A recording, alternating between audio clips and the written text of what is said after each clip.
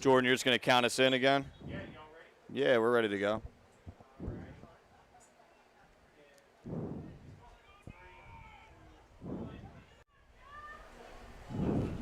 Good morning, everyone, and welcome to Ocean City, New Jersey for day 2 of the Battle at the Beach. Mike Frankel and Mark Narducci with you this morning to bring you coverage of Pensgrove versus Bernards. We're just a few moments from kickoff here. Live video coverage of this game from the West Jersey Football League's first Battle at the Beach, produced by Prime Events in association with South Jersey Sports Talk and the Sports X Network. The executive producers are Ari Bluestein, Dean Mikowski, and Tom Williams. Jordan Malik is our producer here at Cary Stadium today.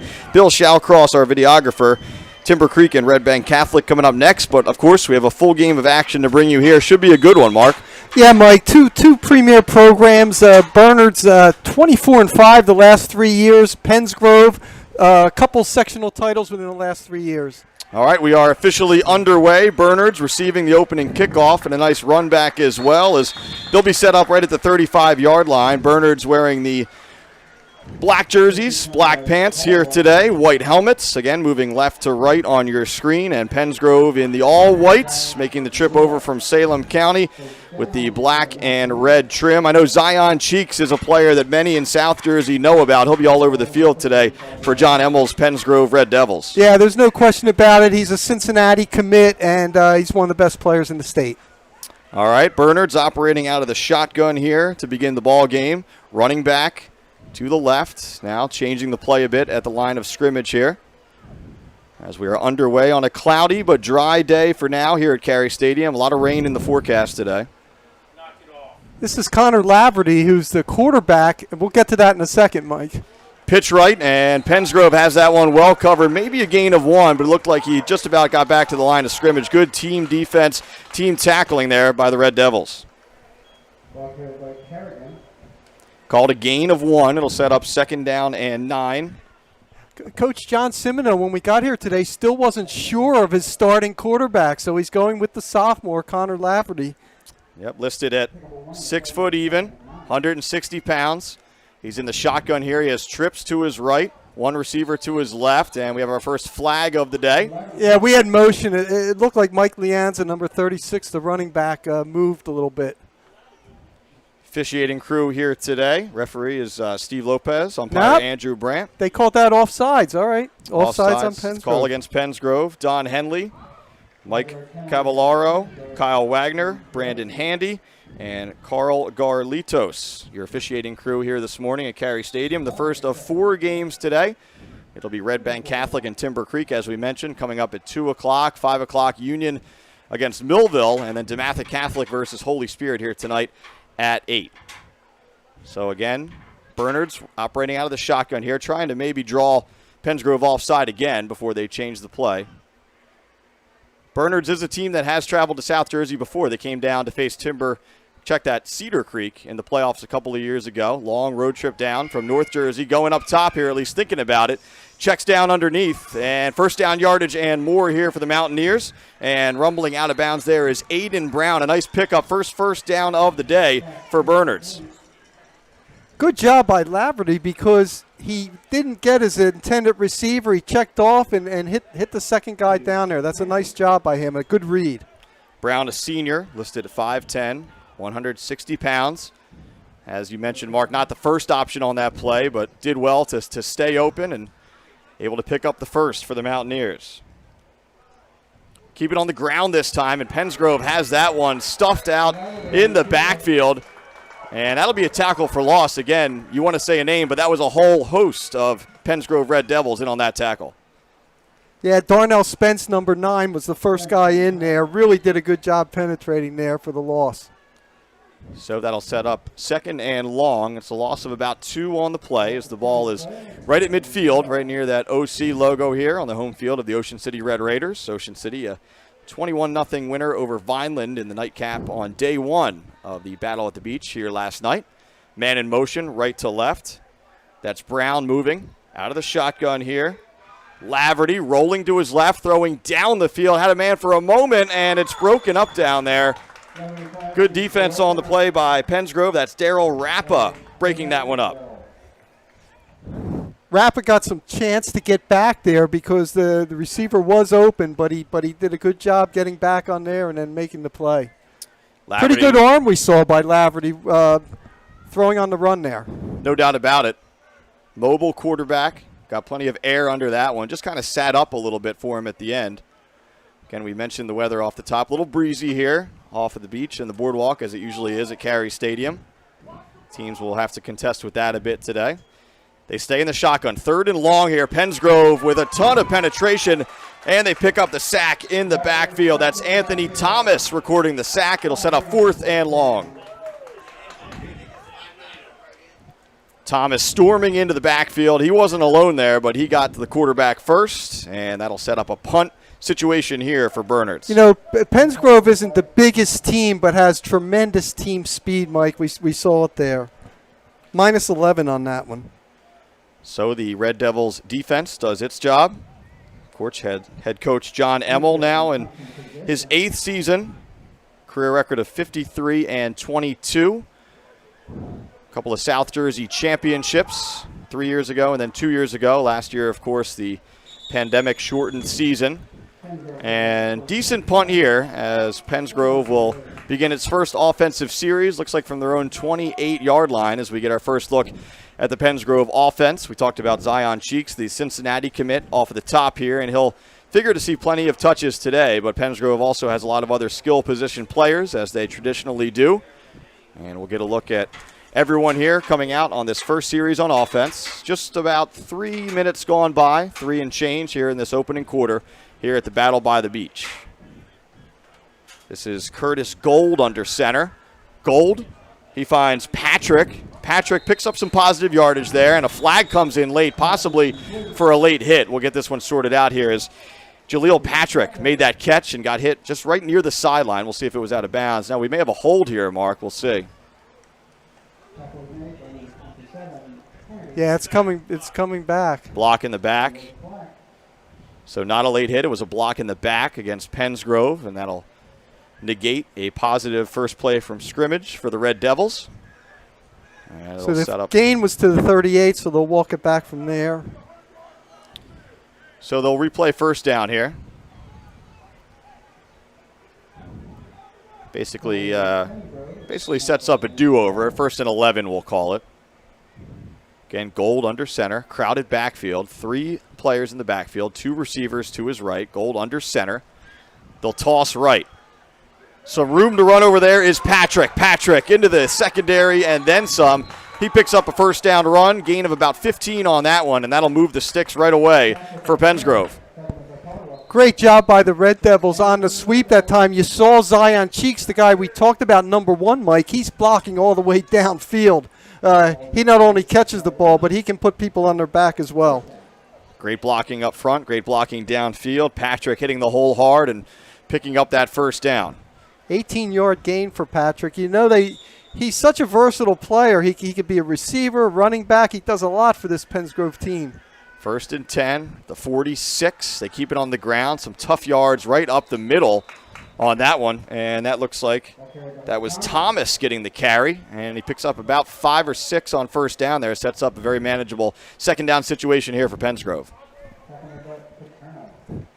What they did that time was they sent Patrick in motion the other way, got the Bernards defense to go wide, and then they went right up the middle. Now here's a toss to the left. This one comes to Patrick, cuts it back inside, has a first down yardage, at least it looks like it. He's right near the sticks. He wanted to break that one to the outside and then put a foot in the ground, moved upfield. And it looks like he should have enough for the first down. We may see a measurement here. We'll see as they spot the ball. And, yep, they do signal to move the sticks. That's a first down run for Pensgrove. Kai Dallimore got real good penetration there. He didn't make the tackle, but he made him go a little bit wider that time. Could have prevented a big play there. As it stands, it is a first down run. No huddle from the Red Devils here. And they keep it on the ground. And this is Asante Johnson getting his first touch of the game. And he picks up a first down and then some. So Pensgrove, very effective on the ground so far. Another first down for the Red Devils. Again, just taking advantage of the speed, going wide on that pitch, having a lot of success, Mike. Pensgrove continues with the no-huddle offense. Tempo Tempo here in this first quarter. Again, they keep it on the ground. This is Johnson once more. Johnson with room to run. Johnson inside the 10. He's finally brought down right around the 5-yard line. That was Kai Dallimore on the tackle, saving a touchdown, but that'll move the sticks once more. And they'll be set up first and goal. Check that. We have a flag on the play, and it is coming back. So holding is the call against Pensgrove. Couldn't see the flag from our position here in the press box, but I do see it now, thrown right at the 15-yard line there. So that negates a big play, obviously, for Pensgrove. So John Emmel not thrilled about that early on, but they'll bring it back. So it'll be 1st and 7. Give them a gain of 13 on that with the spot of the penalty that time. But I'll tell you, Pensgrove really taking advantage of getting outside. Gold fakes the quick handoff, now hands off, and a truck on the outside there. Patrick running through the defender. That has the Red Devils sideline fired up. Very physical run that time, and that will move the sticks. First down, Pensgrove. Brings them down to the 15-yard line. 1st and 10 from the 15. Just over 7 minutes to go here in the first quarter here at the Battle at the Beach. Game 1, Pensgrove and Bernards here at Carey Stadium. Gold rolling out to his right, looking to pass for the first time. He has a man, but just flat out missed him on that one. Patrick was open out there and just kind of threw to the left of him. He really did. Bernards did a good job of containing that time, but Patrick wide open. That's a pass Gould would certainly like to have back. So that'll bring up 2nd down and 10. And Pensgrove staying without that huddle here. Plays coming in fast, and it'll be Gold right back under center. 2 running backs in the backfield. He'll hand off. The run goes to the left. This is Patrick. Patrick dragging a player back toward the 5-yard line, which is about where they were before that penalty. We'll mark him down at the 7. And again, good yardage on the run there from Jaleel Patrick. Set up 2nd and short. Give him 7 yards on the play.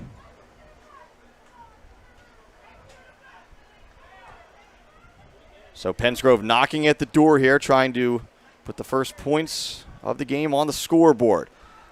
This is a handoff to the right and plunging into the end zone, or at least close to it, with Thomas, and he is in there. So Anthony Thomas with the first points of the ball game. Thomas with a tough run off a right tackle there, and he gets in for 6, Mark. I'll tell you, I was really been impressed with Thomas and Patrick. You know, we know about their speed going outside, but how about all the yards, Mike, they're making after the first hit? Pensgrove is a physical team, not shying away from that contact. Bernards has had some players in position to make some of these tackles, but you're right, just some tough running. And now Pensgrove will elect to go for 2 here. Gold back under center. Patrick in motion, and Emmel runs onto the field. We'll see if he called timeout here. That looks to be the case. So a timeout is called by Pensgrove. Chance to remind you that everyone is looking forward to fall in Ocean City, America's greatest family resort. Fall events kick off with the Street Rod Show on September 11th and 12th. The Boardwalk Aerobatic Show flies over Ocean City on September 19th. Look for the return of the Fall Block Party as well on October 9th. A new event, Dog Day, invites man's best friend to enjoy the day on the boardwalk. That's on October 23rd. Look for these events and more until we celebrate the new year with First Night, of course, on December 31st in Ocean City. Gillian's Wonderland Pier, 6th Street, and the Boardwalk in Ocean City, a popular summer destination. Gillian's will be open until 10 this weekend and through Labor Day weekend as they give you a chance to enjoy their amusement rides every weekend in September. The summer continues through September at Gillian's Wonderland Pier, 6th and the Boardwalk in Ocean City. Visit them online at gillians.com. Mike, that was a 9-play, 71-yard drive, all but 8 yards of it on the ground. Very effective. And just what the doctor ordered, obviously, for Pensgrove. Red Devils get the stop to begin the game and cash in going the other way. And now they'll set up to go for 2. Timeout called by head coach John Emmel just a moment ago to set this one up. Gold under center. Patrick in motion left to right. 3 men in the backfield. And they wait here. See if it's an audible or just trying to maybe draw Bernards offside. Gold rolling to his right now. He's going to try to keep it. Dives for the end zone. I don't believe he got there. Nicely done by the Mountaineers defense there to save 2 points. They do give up 6, though. And so Pensgrove will have to settle for just the 6. 6-0 your score, 6:16 to go here in the first quarter at the Battle at the Beach. Tolson Consulting can help you. Tolson Consulting, specializing in labor management relations as well as government relations. With over 30 years of experience, Tolson Consulting is capable of meeting all your labor relations needs. Call Rich Tolson, 609-468-0704. Rich is a 1976 grad of Ocean City High School, a proud former Raider, and happy to be part of the Battle at the Beach at Cary Stadium, the best setting for high school football in New Jersey. If you're planning to build a home, make your first step a visit to Halliday Leonard. At Halliday Leonard, they will consult you on your design and assist the development of your custom home. They build single homes that will fit most any budget, plus condominiums, townhouses, and commercial buildings. Get your ideas together. Take them to Halliday Leonard, 700 Haven Avenue in Ocean City, or phone them at 398-5737. Halliday Leonard will help make your dream home a reality. Nice job by Aiden Brown, number 10 that time on a 2-point conversion, making that stop on there. No doubt. Looked to be, set up a pass-run option for Gold there. Didn't like what he saw in terms of his receivers being open. He tried to tuck it down and run, and Bernard's had it covered. Again, the Mountaineers making the trip down to Ocean City today.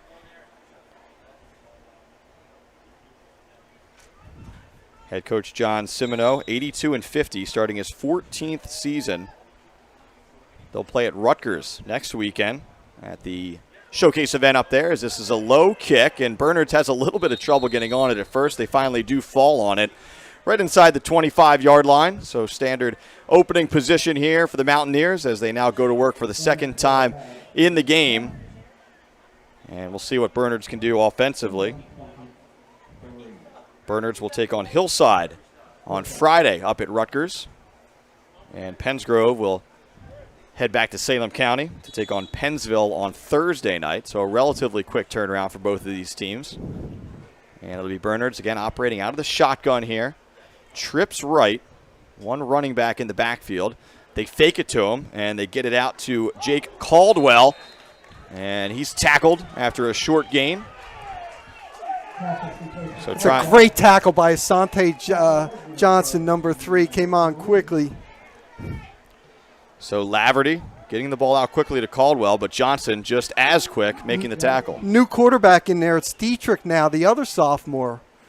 So we did mention that you may see a couple players at that position. You're right, it's Dietrich. I would say under center, but he's in the gun. He hands off this time. And a couple of yards right up the middle there, but it will set up 3rd and long. On the carry that time, number 36, Michael Lianza, 5'9" senior, 190 pounds. Picks up a couple. Set up 3rd and short, actually. It'll be about 3rd and 4 here. Manageable down and distance for Bernards. As you mentioned, Chris Dietrich, another sophomore, calling the signals now. He stays in the gun. Bit of a full house backfield, if you will. Now a man in motion right to left. They fake it to him. Dietrich right up the middle. He has that first down run. And check that. That's like Brady Walsh maybe out of the gun there. Number 9. It looked to get that direct snap. They're going to use 3 quarterbacks. So Walsh is one of their best defensive players, but he's also an outstanding runner, powerful runner, 6'3", 220. Yeah, that was Walsh. Bernard's keeping us on our toes in this morning game up here in the press box. Try to get it straight for you. This is now Dietrich back, though, in the gun. Man in motion, right to left. That's Caldwell. They give it to him on the jet sweep. Caldwell trying to get to the left edge. He does get there. Nice pickup there, and he's tackled out of bounds after a gain of about 7. So a nice pickup on first down there from the Mountaineers. Caldwell, another sophomore, so we're obviously talking about a number of underclassmen playing some key roles for Bernards this season. Yeah, the Mountaineers have a good mix, Mike, of sophomores and seniors on this roster. 2nd down and 2, we'll call it. And we have some action up front here. It looks like Pensgrove jumped offside that time as Bernards was able to draw them off. Yeah, Darnell Spence right there, a little anxious that time. And that'll be a first down as a result of that penalty. And that'll move the ball right to midfield here at Cary Stadium. 4:30 to go in the opening quarter. Pensgrove leads 6-0 off of the touchdown from Anthony Thomas and a failed two-point conversion. Now here's a runner on the left side. Plenty of room to run out there, and burning down the sideline, finally brought down inside the 20. But Michael Lianza busting a big one for Bernards. Almost had the speed to get in for 6, but as it stands, it'll be 1st and goal right near the 10. We'll see where they set the sticks up. Now we'll call it 1st and 10 from the 11. So close to 1st and goal, but Lianza with a big burst on that one, Mark. 39-yard run that time, and 55 Newland stayed with it, was able to chase him down. Bernards, a little bit of tempo here. Trips to the right. They roll that way, lofting to the end zone, and wide open for the touchdown is Aiden Brown. So Brown with the touchdown catch there off of the pass from Chris Dietrich, and Bernards with a big answer here in this first quarter.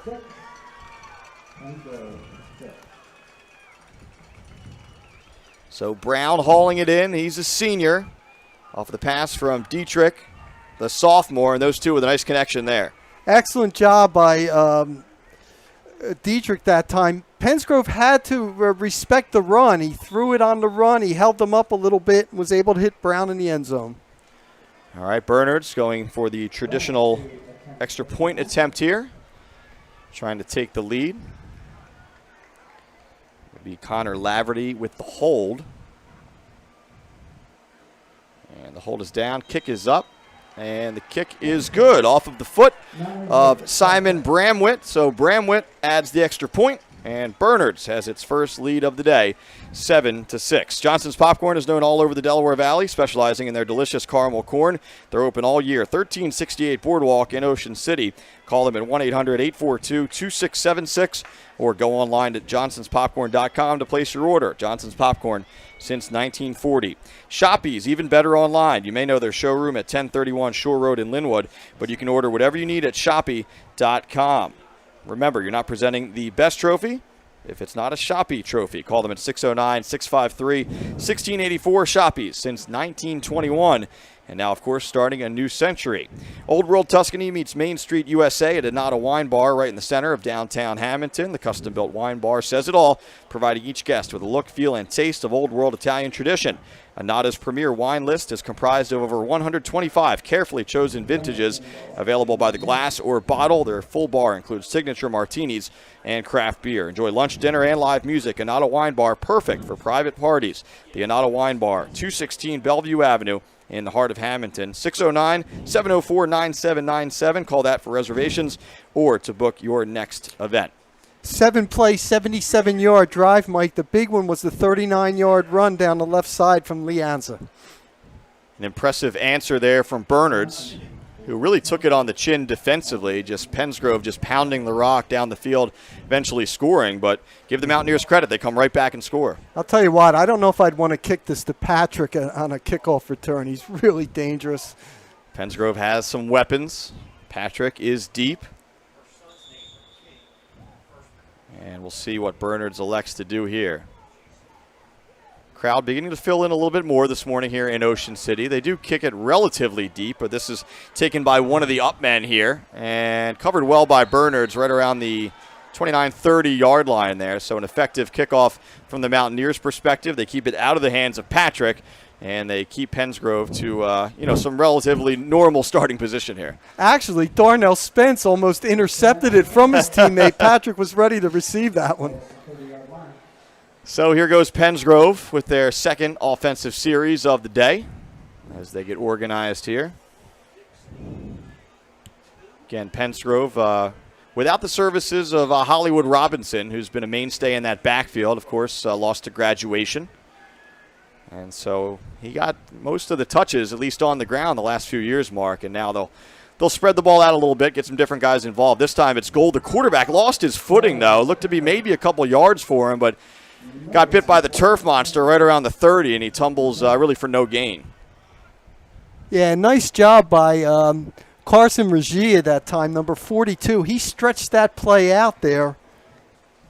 Yeah, Regia setting the edge there, and Obviously, Gold just kind of lost his footing there. Wasn't a ton out there anyway, but obviously he would have liked to pick up a few. And sets up second down and long. Right up the middle this time. That's Thomas. A couple tough yards right up the middle. Not much, though. Maybe a gain of 2. It'll set up third down and about 7 here. So a chance for Bernards to get a stop here after allowing a touchdown last time out defensively. And Gold out of the shotgun this time. Catches, looking for a quick pass, and that's Zion Cheeks. I believe that's his first touch of the game, and he's off down the sideline. Stepped out of bounds, though.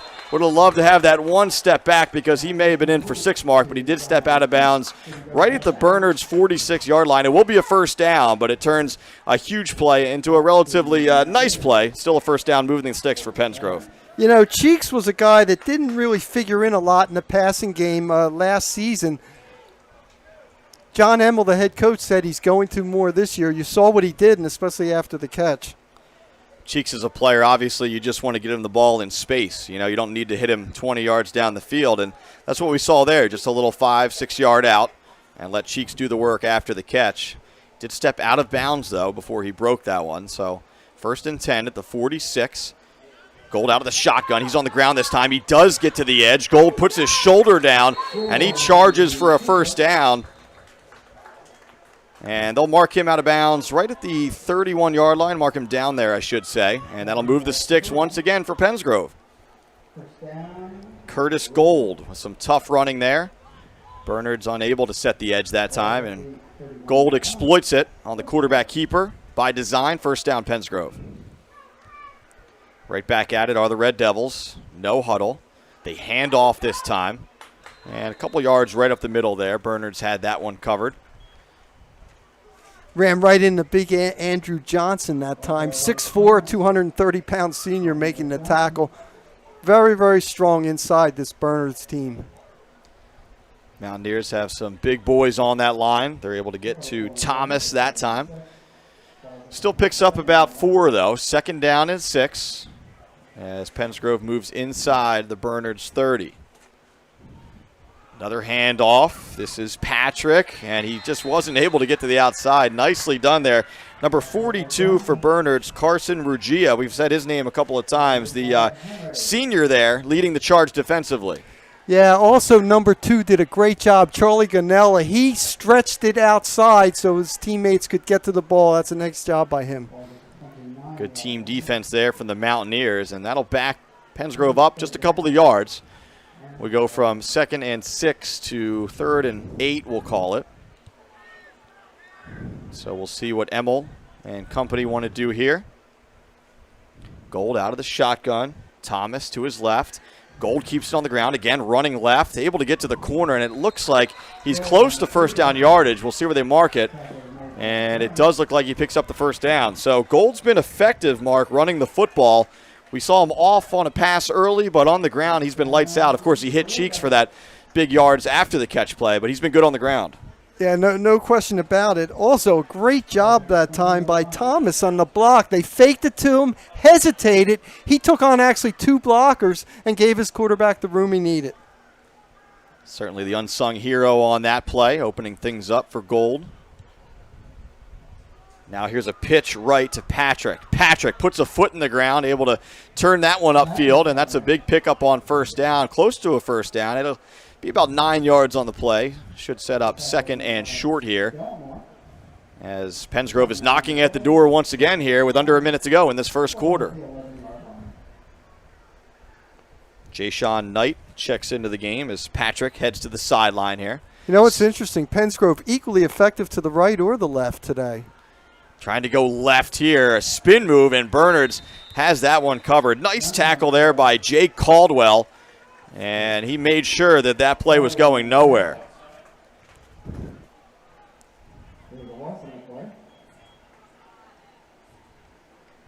So Caldwell with the tackle there. That may be the last play of the first quarter, as it looks like Pensgrove is content to let the clock run out, and the teams will switch ends to the field as we tick under 5 seconds to go.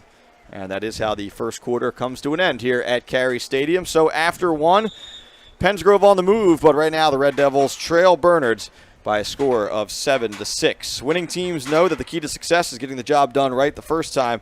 For over 100 years, Calvi Electric has applied that philosophy to their business to offer an unparalleled level of electrical expertise and service to every single customer. Now you can bring Calvi's expertise into your home and your electrical problems or improvements, and they can install solar panels that will save you money. Make Calvi Electric a part of your winning team. Call them at 609-345-0151 or visit calvielectric.com.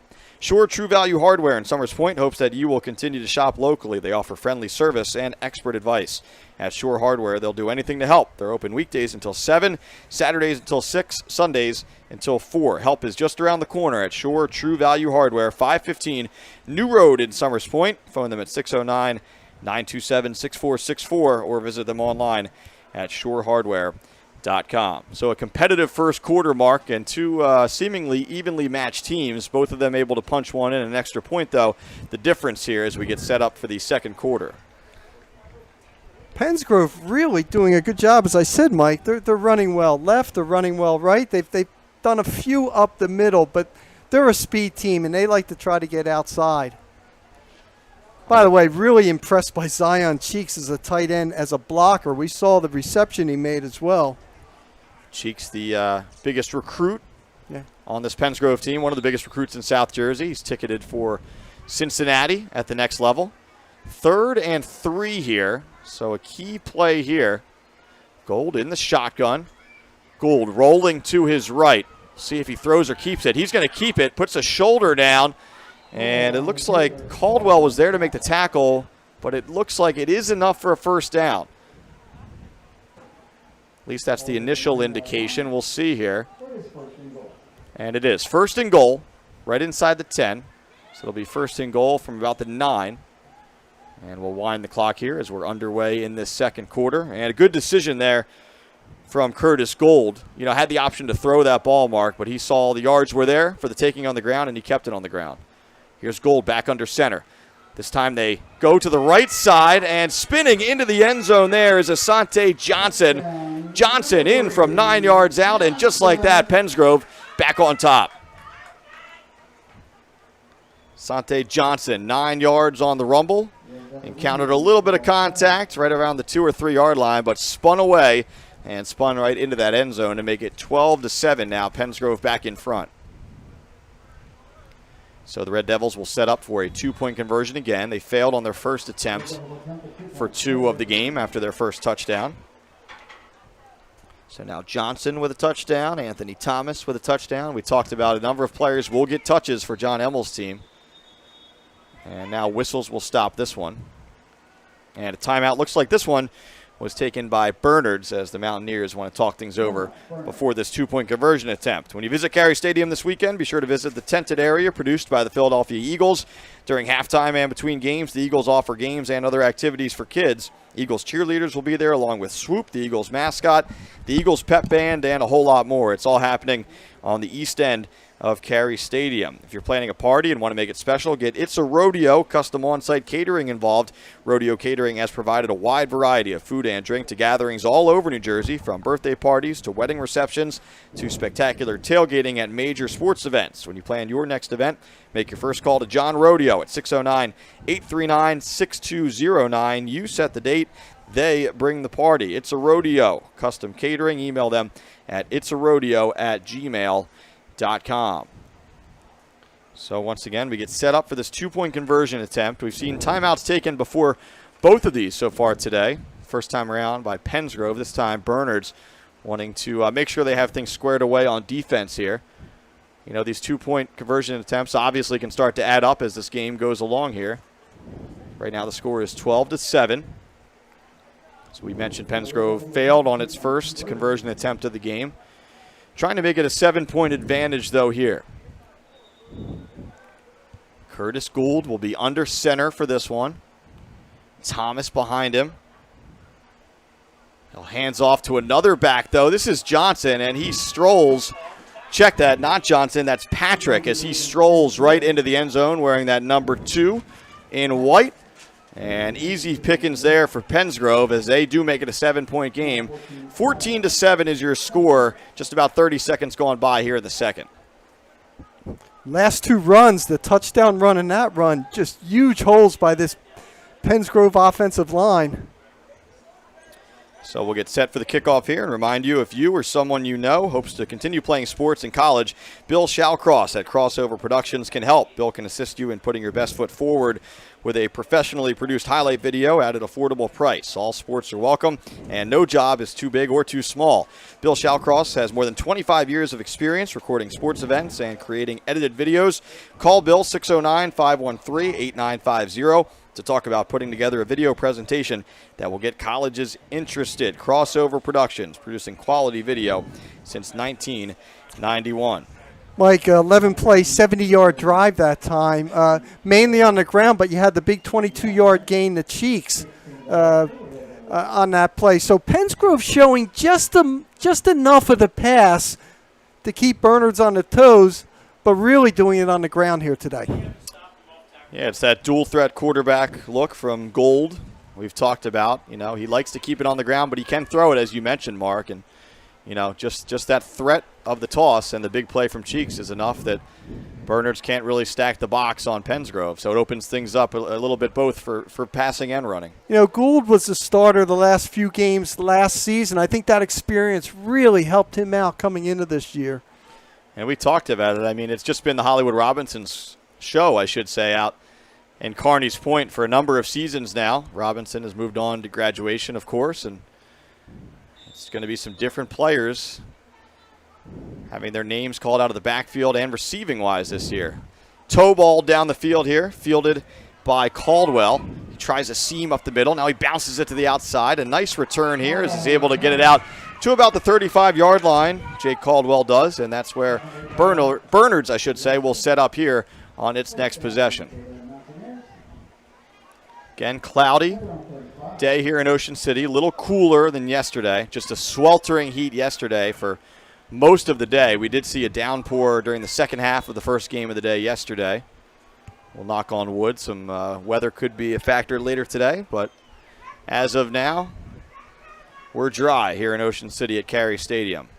Now Lafferty back in the game at quarterback. We're going to see a lot of switching at this position.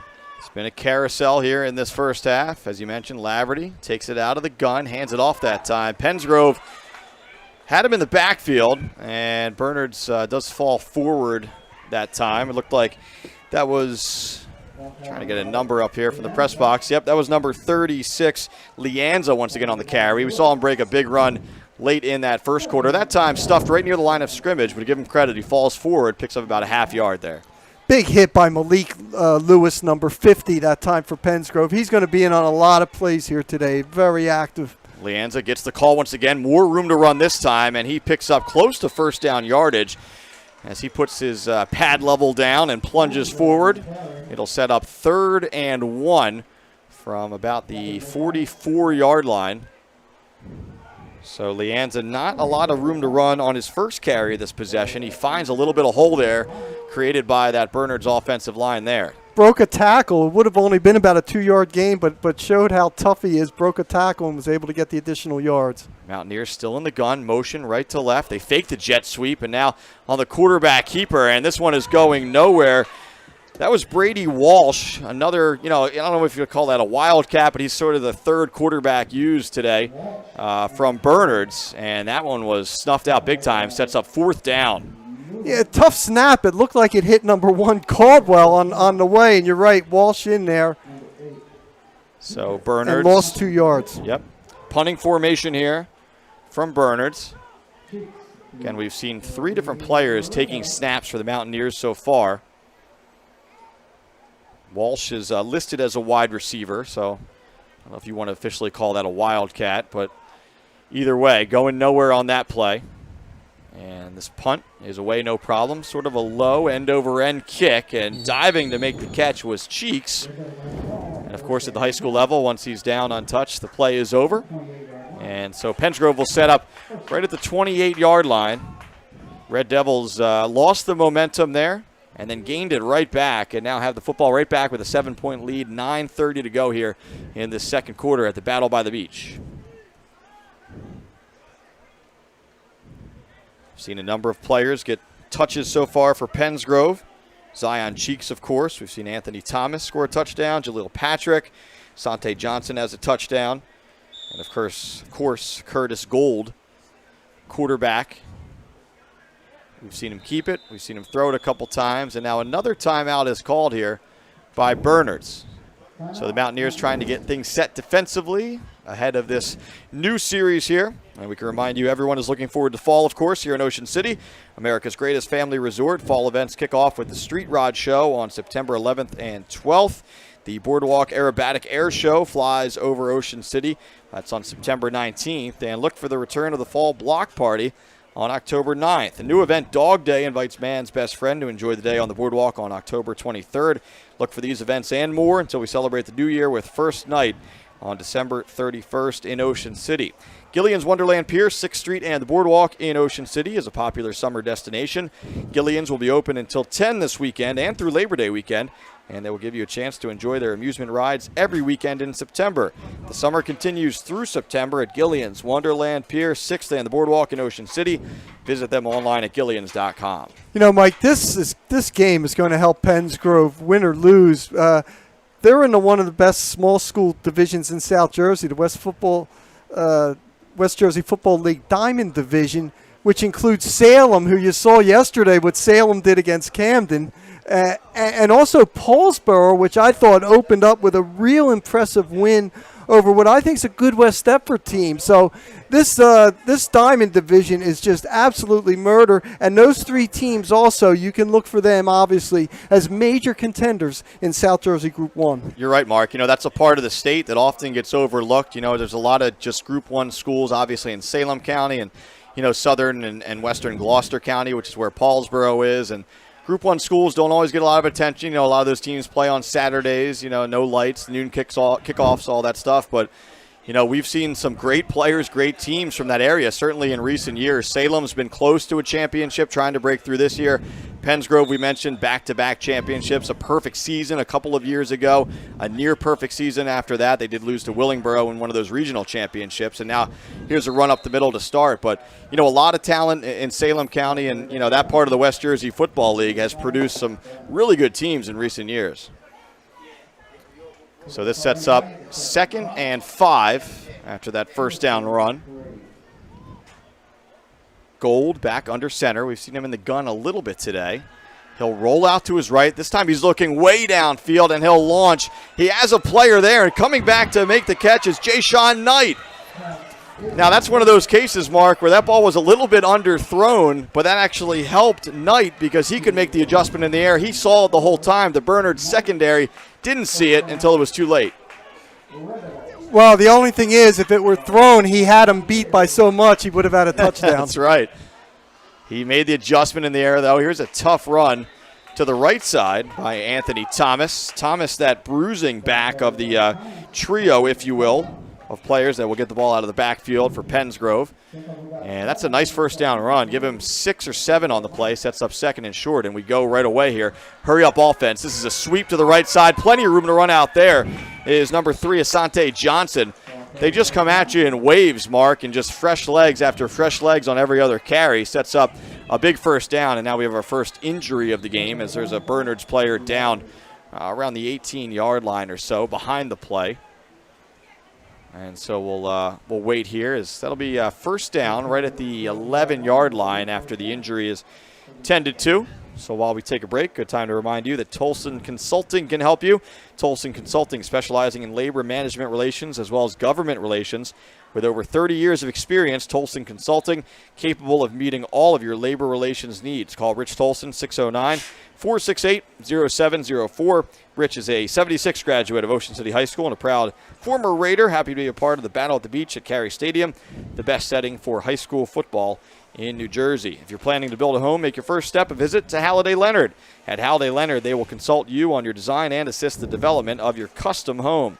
They build single homes that will fit most any budget, plus condominiums, townhouses, and commercial buildings. Get your ideas together. Take them to Halliday Leonard, 700 Haven Avenue in Ocean City, or phone them at 398-5737. Halliday Leonard will help make your dream home a reality. Yeah, Charlie Ganella, number 2, is the player down. Ganella sitting at this point, taking some water here and being tended to by the Bernards training staff, and it looks like he will get up under his own power. Encouraging to see as Ganella heads to the sideline, the 5'10 sophomore. Again, that was on the other side of the field. Didn't exactly see what happened, but obviously shaken up. The run, I should say, went to the right. Ganella was over on the other side, the left side of the field. As we come out of the injury timeout here, not quite first and goal, but close. It'll be 1st and 10 from the 11-yard line. Penns Grove a 7-point lead, trying to add to that here in Ocean City. Zion Cheeks also being tended to on the sideline here, having his maybe a cut right below the knee wrapped. Keep an eye on that. It looks like he's okay, though, just a bleeding issue. Here's Curtis Gold under center. Gold, he'll hand off to Johnson. Johnson plunging toward the goal line. He gets close there. He'll be a couple of yards short. Just about a yard short of the first down as well. So he gets down to the 2, and that'll set up 2nd and 1 from the 2-yard line. And might be coming back, though. Flag on the play. And holding is the call against Penns Grove. So that'll back the Red Devils up. That'll negate that big run there from Johnson. And now it'll be a double stick situation here as the ball will come all the way out to the 21-yard line.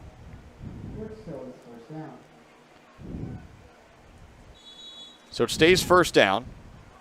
And 1st and long here from the 21-yard line. Again, Penns Grove can get a first down without a touchdown here. This first down marker is right at the 1-yard line. Here's Curtis Gould under center. Wants to roll out, has to make a move, and he's wrapped up and brought down in the backfield. Good penetration there from Bernards. That was Kai Dallimore, the junior, with the surge and gets his man to the ground.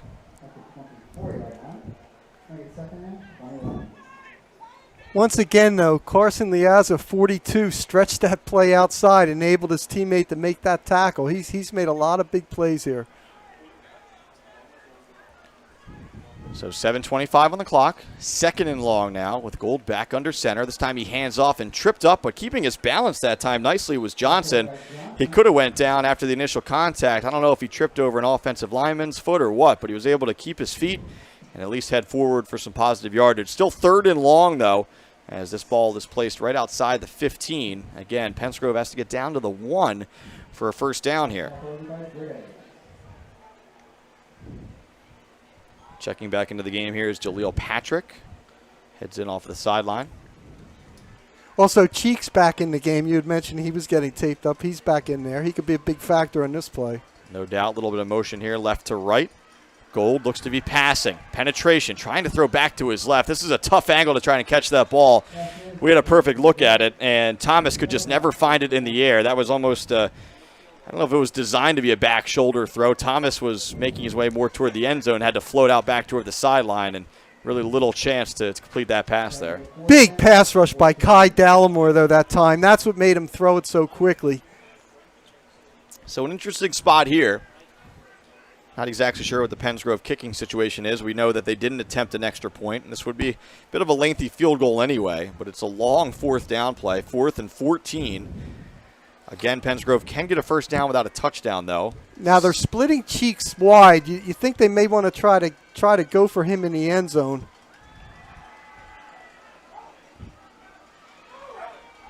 Gold back to pass. He does fire to the end zone and just threw that one out of bounds. Cheeks did spring open right at the last second there, but that, and we do have another marker down here. So we'll see what this is. And it looks like it goes against Penns Grove.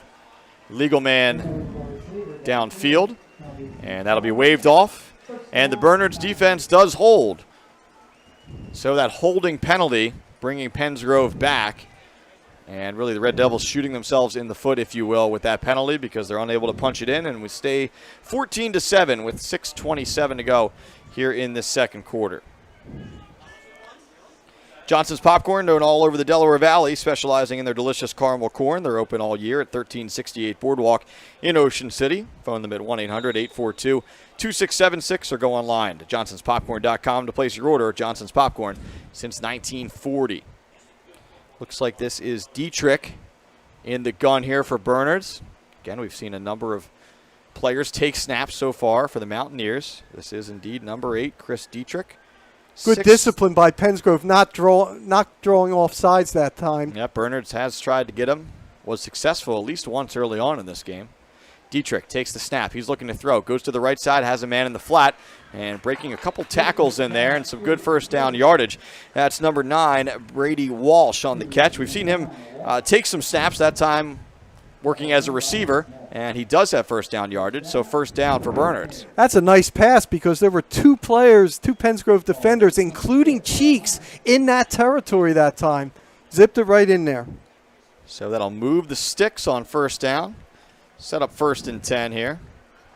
Right from the 25-yard line, the Mountaineers. Another quick pass. This one, they go to Caldwell in the flat. Caldwell trying to hurdle a player, which actually, you could see a flag thrown on that type of play in high school. No flag there, though, as Caldwell tries to make something out of that. He'll get a couple of yards on the play, and he'll set up 2nd and long. The tackle attempt from Pensgrove went low, which is why Caldwell tried to jump the player and probably why you didn't see a flag. I'll tell you what, they've been going outside the last 2. This is a play you'd think they'd want to go Liaza right up the middle. I think they have Pensgrove thinking outside. We'll see what happens here. Dietrich in the gun. No. He's rolling to his right. Penetration from Pensgrove going downfield, and this pass is picked off. Jay Sean Knight with the interception. He wants to run, thinking pick 6. Knight heading toward the sideline. Knight knocked out of bounds inside the 15. Jay Sean Knight with the pick and the nice return. And Pensgrove is set up once more to try to put some more points on the board.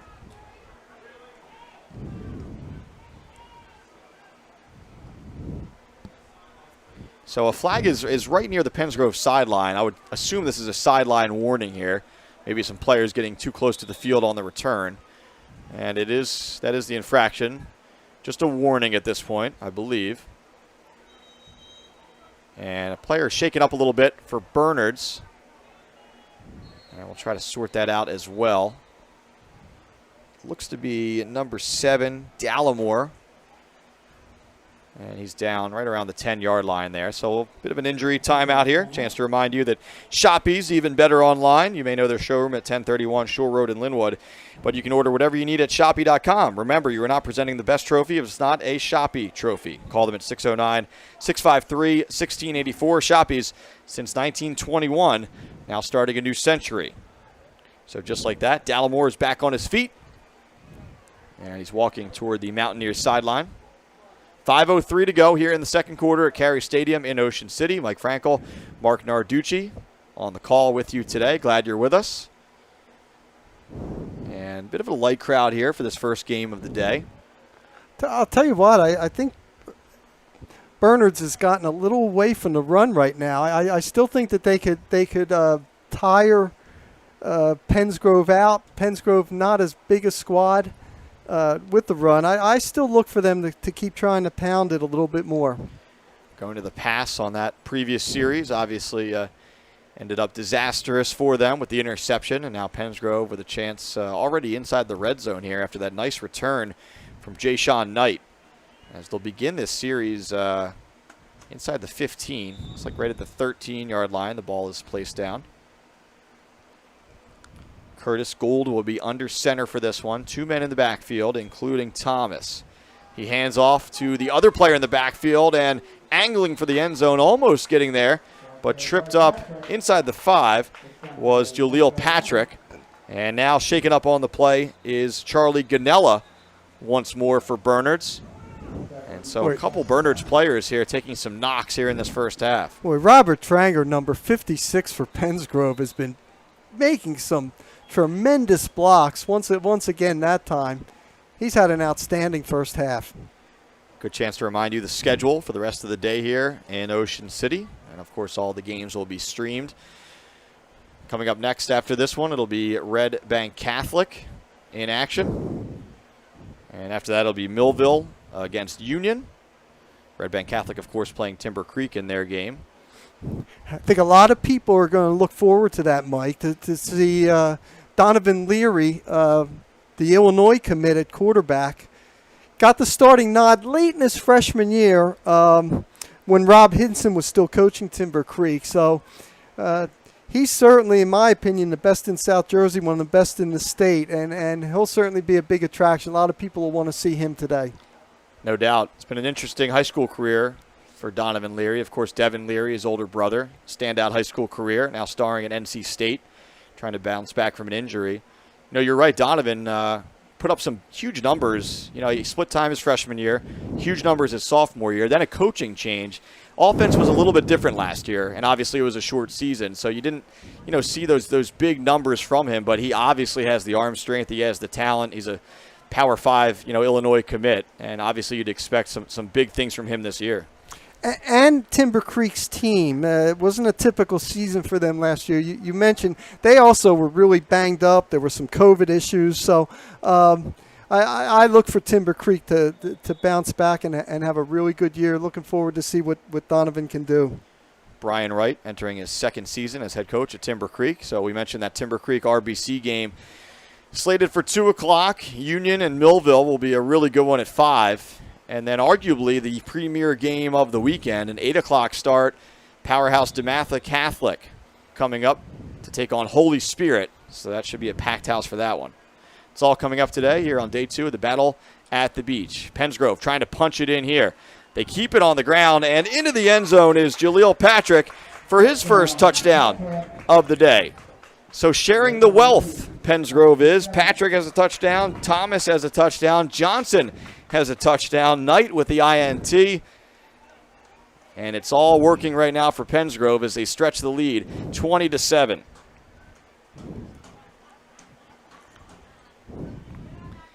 Should see another 2-point conversion attempt here. It's been the case for the first 2 touchdowns, after the first 2 touchdowns for Pensgrove. Great block by 55 Newland that time, springing him.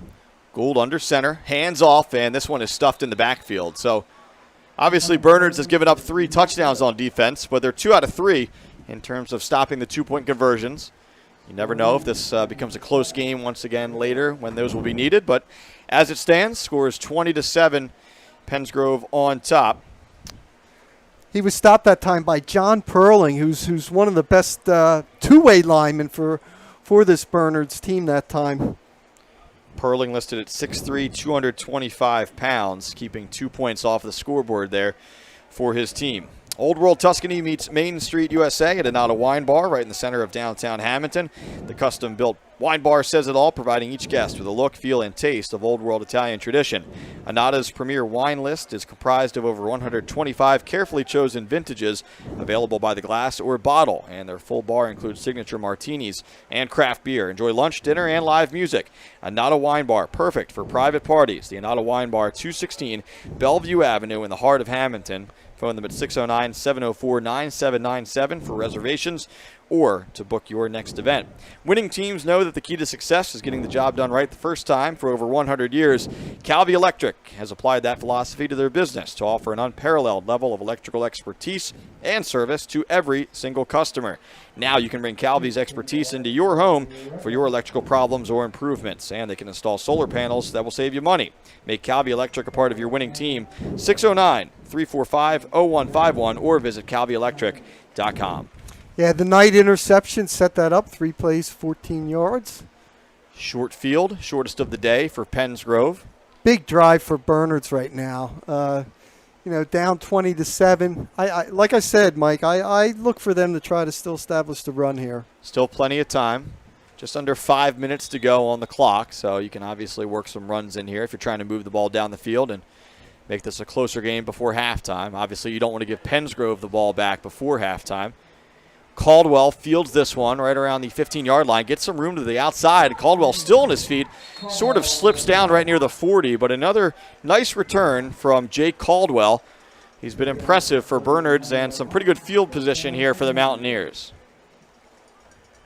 We'll see who is under center, or behind center, I should say. No matter who it's been mostly out of the gun for Bernards here today. Seen a number of players taking snaps. That's a nice 26-yard return that time by Caldwell.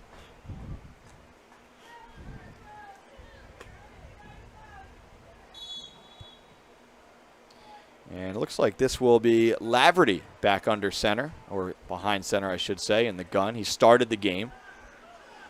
Laverty. Leanza to his right. 2 receivers to the right, 1 to the left.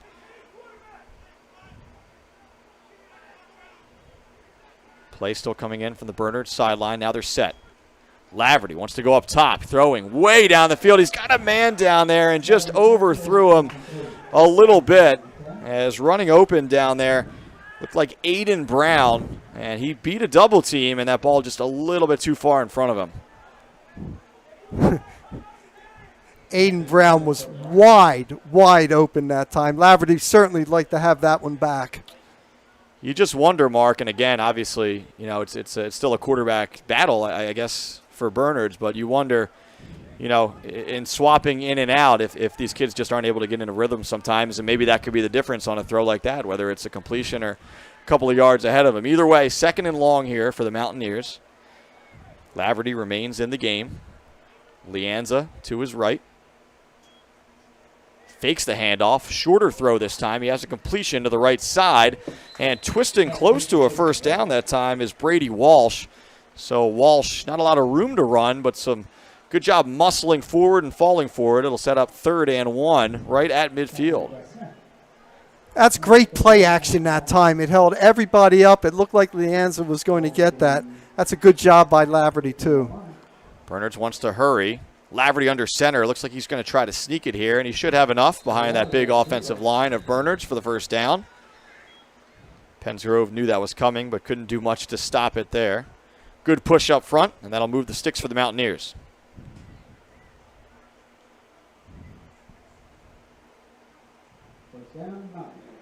So it's Laverty's series here. Sophomore listed at 6 feet.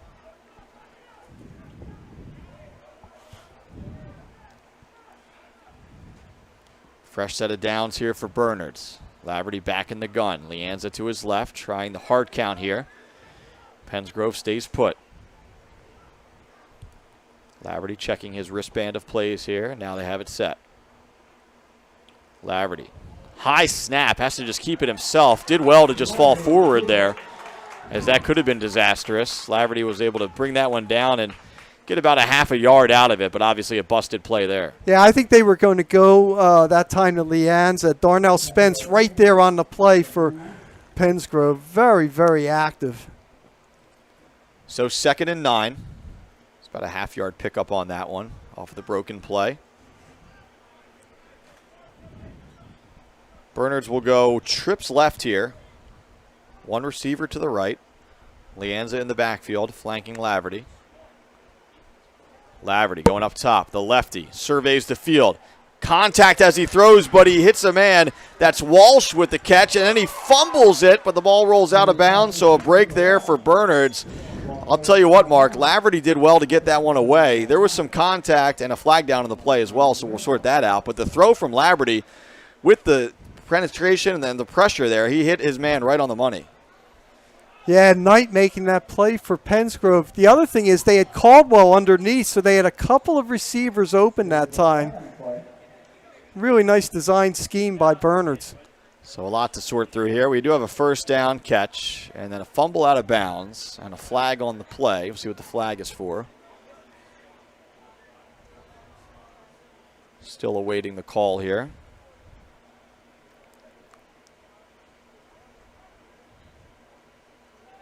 And are we not going to get a call? Let's see. I certainly didn't see a signal. So a block in the back is now finally the call. They started marking it off before the hand signal, but now we have it. So that'll back up Bernards. It is a first down still, or should be, I should say. Yep, now they changed the box. You know, Mike, that's the first penalty on Bernards. I mean, for the first game of the year, that's really good discipline that we're seeing with 2:40 left in the first half. Certainly a silver lining for Bernards in a tough first half, but the Mountaineers with an opportunity here, 2:40 on the clock. If they can get a score here and chew up the rest of this clock, they make it a one-score game again before halftime. So Laverty, you know, he missed a man earlier in this series, Mark.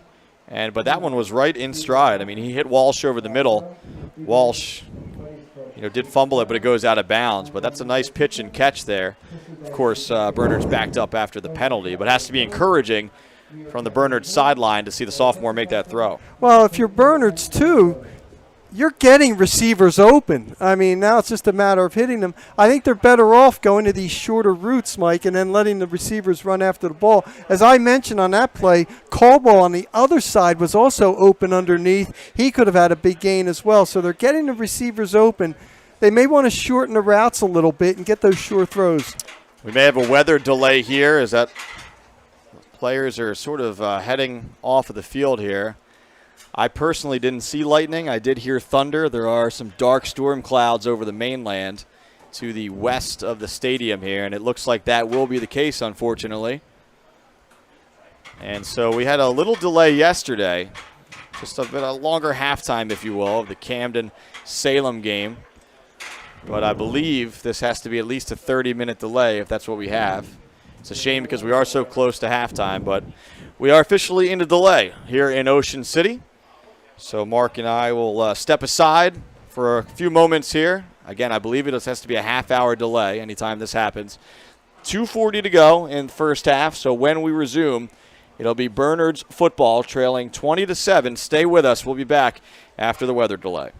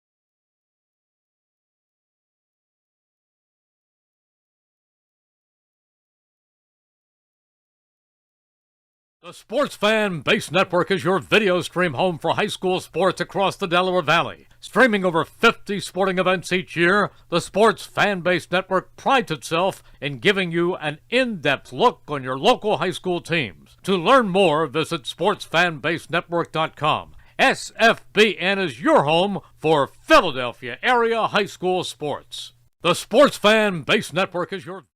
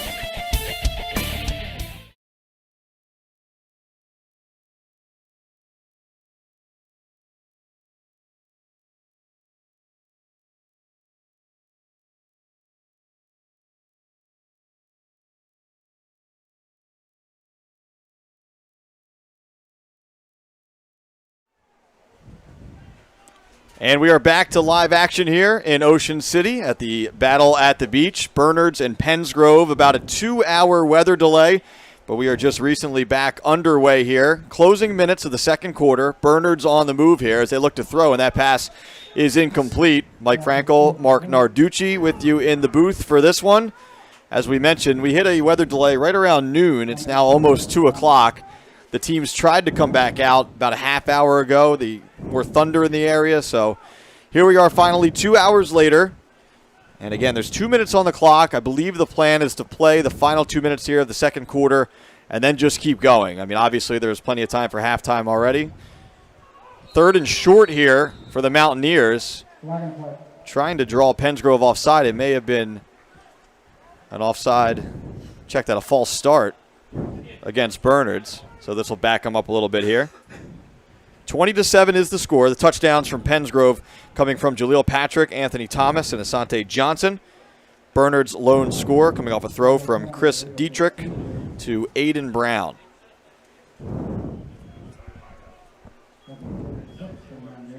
Obviously, if we get any more information on the start times and all that for the rest of the day's games, as this has pushed things back considerably today. Still this first game of the day to finish. The second game originally slated to start at 2.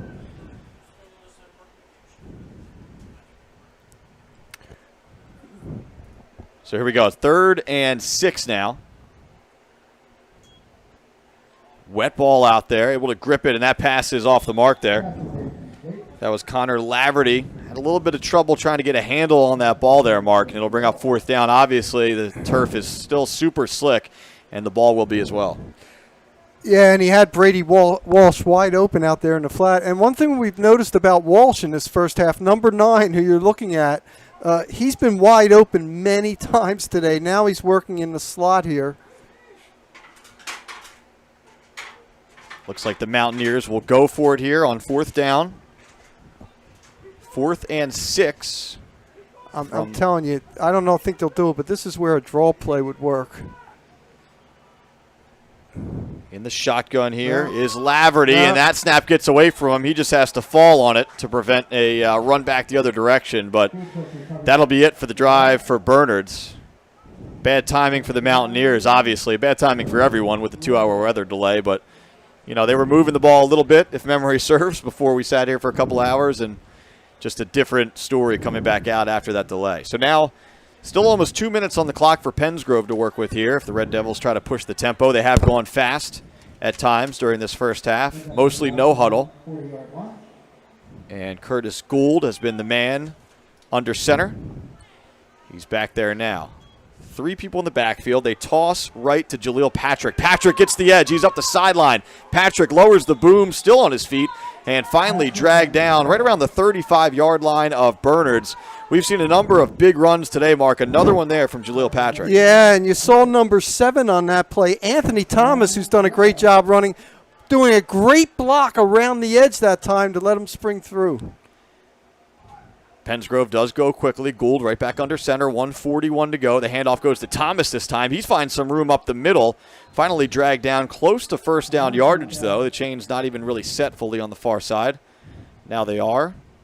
And should bring up 2nd and short. Call it 2. So 8 yards on the run there from Thomas. 1:20 to go. Still plenty of time for Pensgrove to try and put more points on the board here in this first half. Now the give goes off the left side. That is Asante Johnson.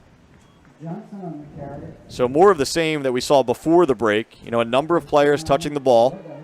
A number of running backs being utilized here in this offensive attack from head coach John Emmel. That's a first down run. 1:09 to go.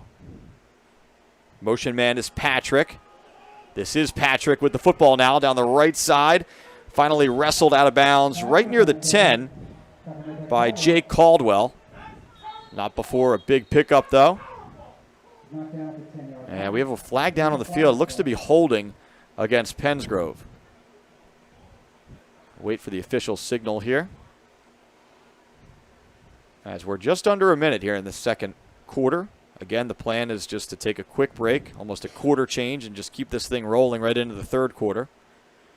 Appreciate everyone staying with us on the live stream today, or if you're rejoining us. Officiating crew talking things over now as we await the official call. Now Jaleel Patrick having a word.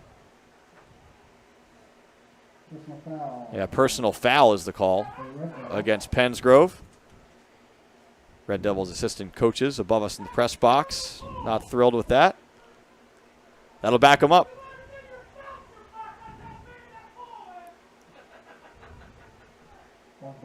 So that'll back things up to the 25-yard line. Be 1st and 10 from down there.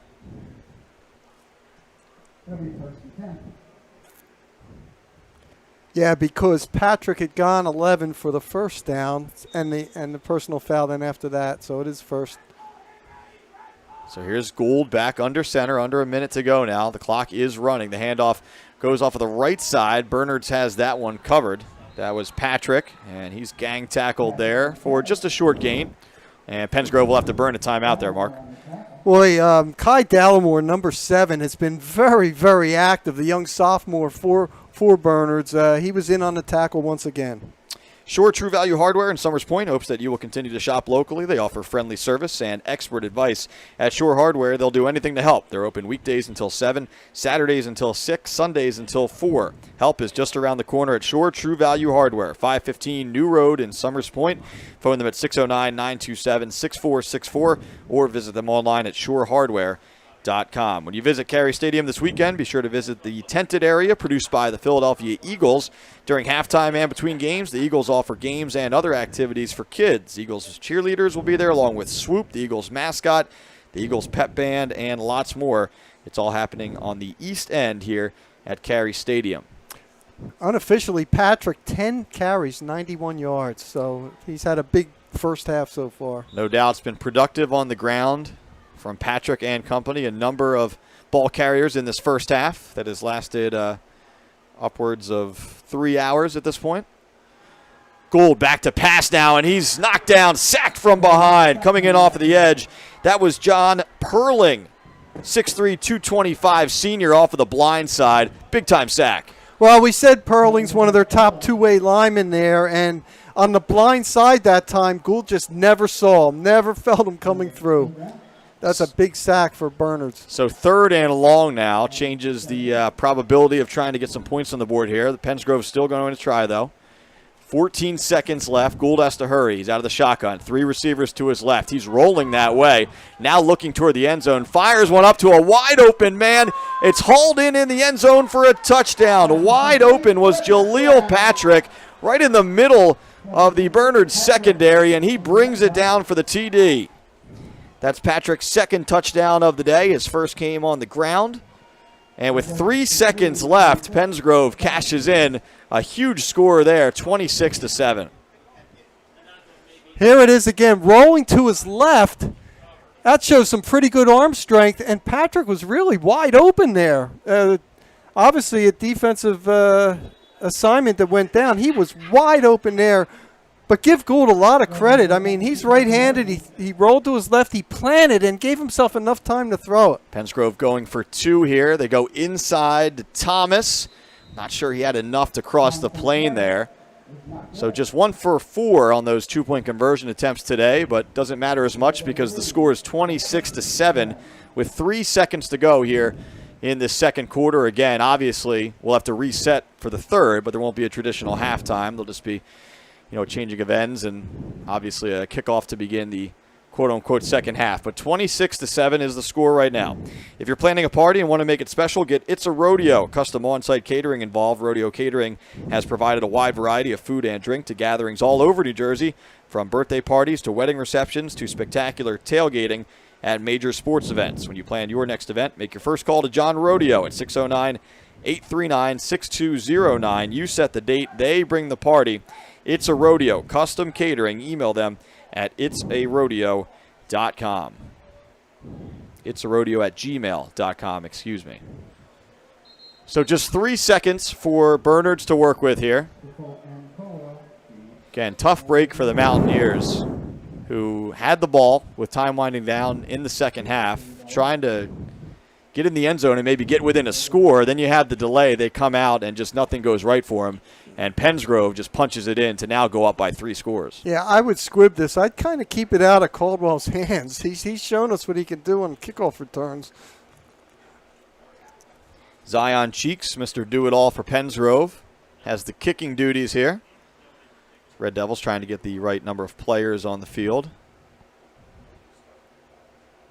Have 12 right now, so got to bring one off. That's what's happening. Some light rain still falling here at Carey Stadium. Thunder and lightning away from the area for now, hoping it stays away. A lot more football to go today. And here comes Cheeks with the kickoff with 3 seconds left. He does more of an onside kick than anything else, and it bounces right to Bernards, who's able to cover. So that'll give the Mountaineers a shot, if they want it, right around midfield to try to make some magic happen here. But again, just 3 seconds are left on the clock. We've seen the Mountaineers use a variety of players at quarterback today, at least 3. And we'll see who gets the call here and if they want to do anything with this final play of the first half. Again, stay with us. No traditional halftime in this one. Coming off of that 2-hour delay, we're going to roll right into the third quarter.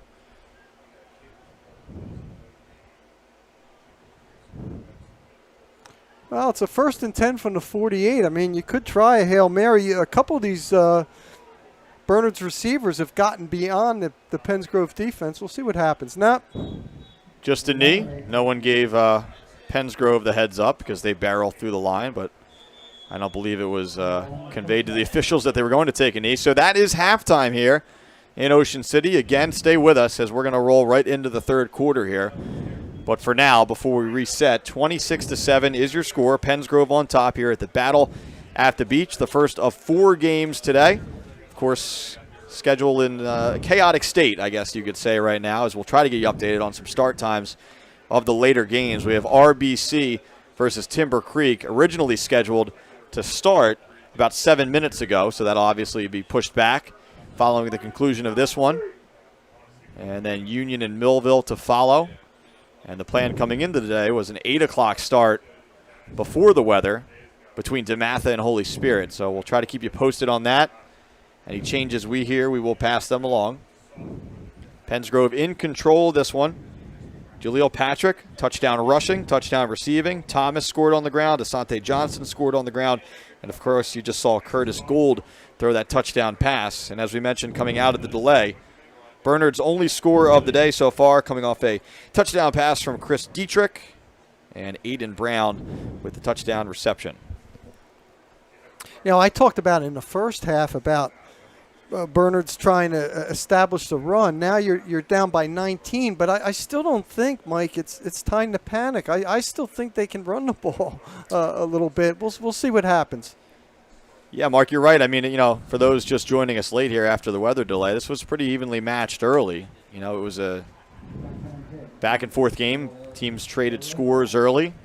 And you're right, Bernard's really moved the ball down the field with the run. You know, a timely pass here or two, but kind of went away from it in that last possession at the conclusion of the first half there. And we'll see if they get back to it here. First, it'll be Pensgrove with the football, though, as Bernard's will be kicking off. Yeah, Mike Leanza, 5 carries, 53 yards. Of course, he had that big 39-yarder, which was the big play, but it did show the kind of big play ability he could have. You don't get him early. He's tough to bring down. Tough runner, no doubt. Bernard's hoping for a comeback here in the second half. Had to be a quick pep talk at that non-traditional halftime, right? A couple words of wisdom on the sideline from both teams, and here we go. Plenty of time to talk strategy during that delay. As we talked about, probably a little more complicated for John Emmel, who's also in charge of running the rest of the day's action here. But right now his focus is on his team, and his team leads 26-7. They kick it deep right into the hands of Patrick. Patrick fields it right inside the 15. Sticks a foot in the ground, and he's got some speed to the right side. Patrick finally pushed out of bounds right near midfield. Finally able to get there was Tommy Hanratty. Senior pushes him out right near midfield, as we mentioned. So great starting field position to begin this non-traditional third quarter for Pensgrove. Hey, if you or somebody you know hopes to continue playing sports in college, Bill Shallcross at Crossover Productions can help. Bill can assist you in putting your best foot forward with a professionally produced highlight video at an affordable price. All sports are welcome. No job too big or too small. Bill's been creating these videos for over 25 years. Call him at 609-513-8950. Crossover Productions, producing quality video since 1991. Here we go. Gould under center. Handoff right up the middle, and bursting through is Asante Johnson. He is off to the races, and Johnson takes it to the house. 50-yard touchdown run. It's been all Pensgrove to end the second quarter and now to start the third quarter. Johnson's second touchdown of the day as he sprints through the end zone there, celebrates with his teammates.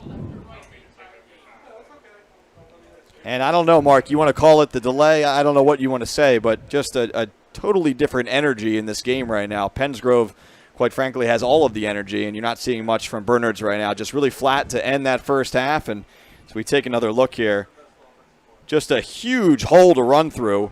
And at that point, once he's into the secondary, he's gone. And that's been the case all day. The Pensgrove offensive line has been really winning the battle decisively up front. So that'll make it 32-7. Late player running onto the field. That's Jayshon Knight. He had a big interception in the first half. Flanks out wide to the right. Trips to the left for Gould. Now Thomas will spin and line up on the left side of Gould as they try for this two-point conversion. This has been the one area that hasn't gone well for Pensgrove today. But this one they do cash in on. And that's Patrick making the catch for the conversion. So that'll make it 34-7. And now you're talking about some dangerous territory for Bernards as they're seeing this one sort of slip further and further away. You know, the thought was originally that Bernards could kind of wear them down with the run late in the game, but now Bernards is going to have to go to the air with being down this much. Live video coverage of this game from the West Jersey Football League's first battle at the beach, being produced by Prime Events in association with South Jersey Sports Talk and the Sports X Network. The executive producers today, Ari Bluestein, Dean Mikowski, and Tom Williams. Jordan Malik is our producer here at Cary Stadium with Bill Shallcross on the video. Again, a reminder, Timber Creek, Red Bank Catholic coming up next with Tony Blum and Sam Jenkins. That'll be obviously starting a little bit late, but to watch that action once this is over, you can go to primeevents.net and select live video streaming right back on that main menu.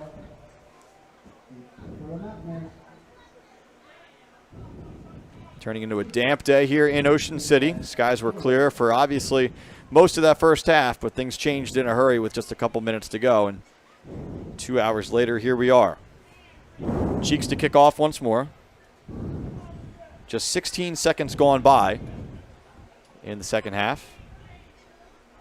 It's the time it took for the kickoff and that long 50-yard sprint there on the touchdown run. So here's Cheeks. Boots it with his toe, straight up the middle, fielded by Bernards, back around the 15. Trying the right side, finding a little room out there that time. It was Jay Caldwell, and he's brought down right around the 33-yard line. So that'll be the starting position for Bernards, as the Mountaineers have to get something going offensively in a hurry here.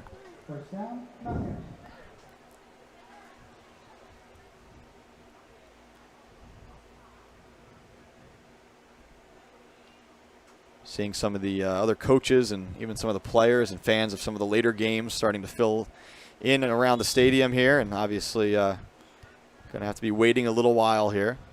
Weather delay, throwing a wrench into the day's start time plans. Working out of the gun. This ball is on the ground. It looks like Bernards was able to get back on it, but just issues handling the football coming out of this weather delay. And that's Chris Dietrich back in at quarterback for Bernards. Mountaineers have used a number of players, as we've talked about. Dietrich has the touchdown pass today, just unable to handle that snap. But you're right, Mark. It has to be mainly passing mode right now for Bernards, as Dietrich has trips to his left. He's got Leanza to his left in the backfield. He'll drop back to pass. Rolling to his right, though. He checks it down to Leanza. Did that ball hit the ground? If it didn't, Leanza was certainly down when he caught it. So trying to set up a screen play there. It'll go for negative yardage. And Pensgrove, obviously knowing they have to pass, is getting a lot of heat. 3rd and 13. Tough situation for Bernards here. Red Devils pinning their ears back, trying to come in off of the edges there on that defensive line. Still a ton of time in this ball game. 10:30 to go here in the 3rd quarter. I still think Walsh underneath is a viable option for them here. Dietrich has those trips to his left. He's pressured now, tries to get through it. Now he's on the run. Dietrich still on the run. He's popped hard, short of the sticks there, but a good pickup under the circumstances as he was flushed out of the pocket pretty quickly, and we'll see what Bernards wants to do here. Should bring up about a 4th and 1. There's no question what they have to do here. Nice tackle by Spence that time as well.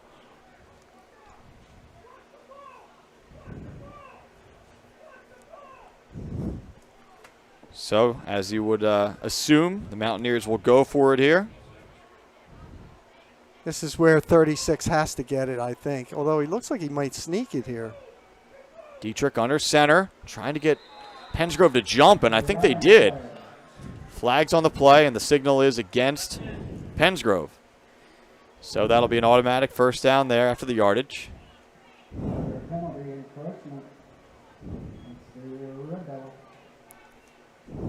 So that'll move the ball closer to midfield. Fresh set of downs here for Bernards. Again, Mountaineers, you would think, have to get something on the scoreboard here to stay in this game. 1st and 10 from their own 47. Dietrich in the gun. Has time. Fires out to the right. Pass sails a little bit high, but able to catch, jump and catch, I should say, is Aiden Brown. Nice job adjusting to that ball. Tackled immediately, though. It'll bring up 2nd and short. But first, Pensgrove to talk things over, and yep, they do officially call timeout. So timeout Pensgrove here before we do 2nd and 3 for Bernards. Everyone is looking forward to fall in Ocean City, America's greatest family resort. Fall events kick off with the Street Rod Show on September 11th and 12th. The Boardwalk Aerobatic Air Show flies over Ocean City on September 19th. Look for the return of the Fall Block Party on October 9th. A new event, Dog Day, invites man's best friend to enjoy a day on the boardwalk. That's on October 23rd. Look for those events and more until we celebrate the new year with First Night, of course, on December 31st in Ocean City. Gillian's Wonderland Pier, 6th Street in the boardwalk in Ocean City, is a popular summer destination. Gillian's will be open until 10 this weekend and through Labor Day weekend, and they will give you a chance to enjoy their amusement rides every weekend in September. The summer continues through September at Gillian's Wonderland Pier, 6th and the boardwalk in Ocean City. Visit them online at gillians.com. I keep mentioning this. These Bernards receivers are getting open. The ball hasn't always been there to them, but they have been finding spots against this Pensgrove defense. All right, 2nd and 3 here. Dietrich in the gun. He'll hand off this time, moving right to left and finding plenty of running room, and now bouncing it out to the right and still on his feet. What a run that time, Mark, from Michael Lianza. You talked about it just a couple of moments ago. He's broken some big ones this game, and you still have to respect that run game because he can bust it. Yeah, and Malik Lewis had a little shot at him, but Lianza just burst through that time. It's his 2nd big game. Remember, he had the earlier 39-yarder. That was a weaving, winding run. He brought it back to the middle and then bounced back out to the right and all the way down inside the red zone. They'll set up 1st and 10 from the 18. Dietrich in the gun. Bernards hurrying up a little bit here. Still 8:55 to go in the 3rd, but down 34-7. Now they slow it down, get a different play call from the sideline.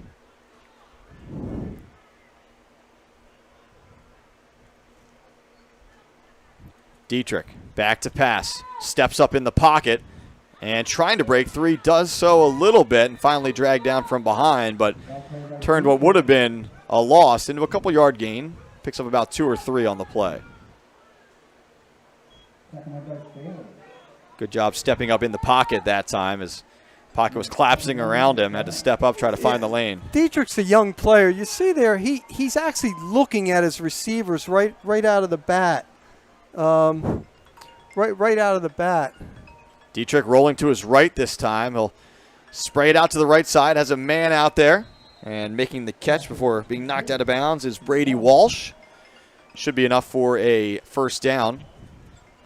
And that'll set up 1st and goal here for Bernards.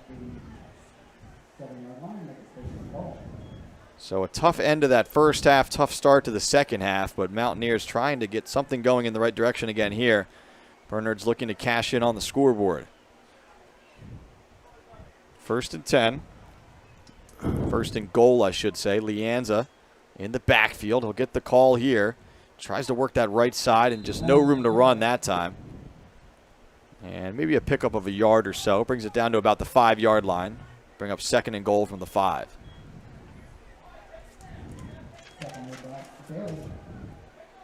$7:45 to go here in the second quarter in Ocean City at the Battle at the Beach.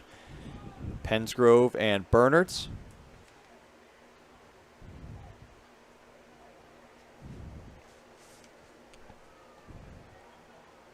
Chris Dietrich in the gun once again. Leanza comes over to talk things over. Now heads back to the left to flank him in the backfield. Man in motion, right to left. They give it off on the jet sweep to the left side, looking for some running room, and spilling into the end zone is Jake Caldwell. So Caldwell cashes in, and there's life for Bernards as the Mountaineers climb a little bit closer. We haven't seen a ton of the sweep action as we take another look here on the replay, and I think that one, Mark, caught Pensgrove a little bit by surprise. Yeah, no doubt. And also he had to break a tackle going down there of Lewis. Lewis is, one of the top defensive players in South Jersey, so good hard running there. Extra point team on for Bernards. Touchdown comes with 7:12 left on the third quarter clock. Light rain still falling here at Carey Stadium.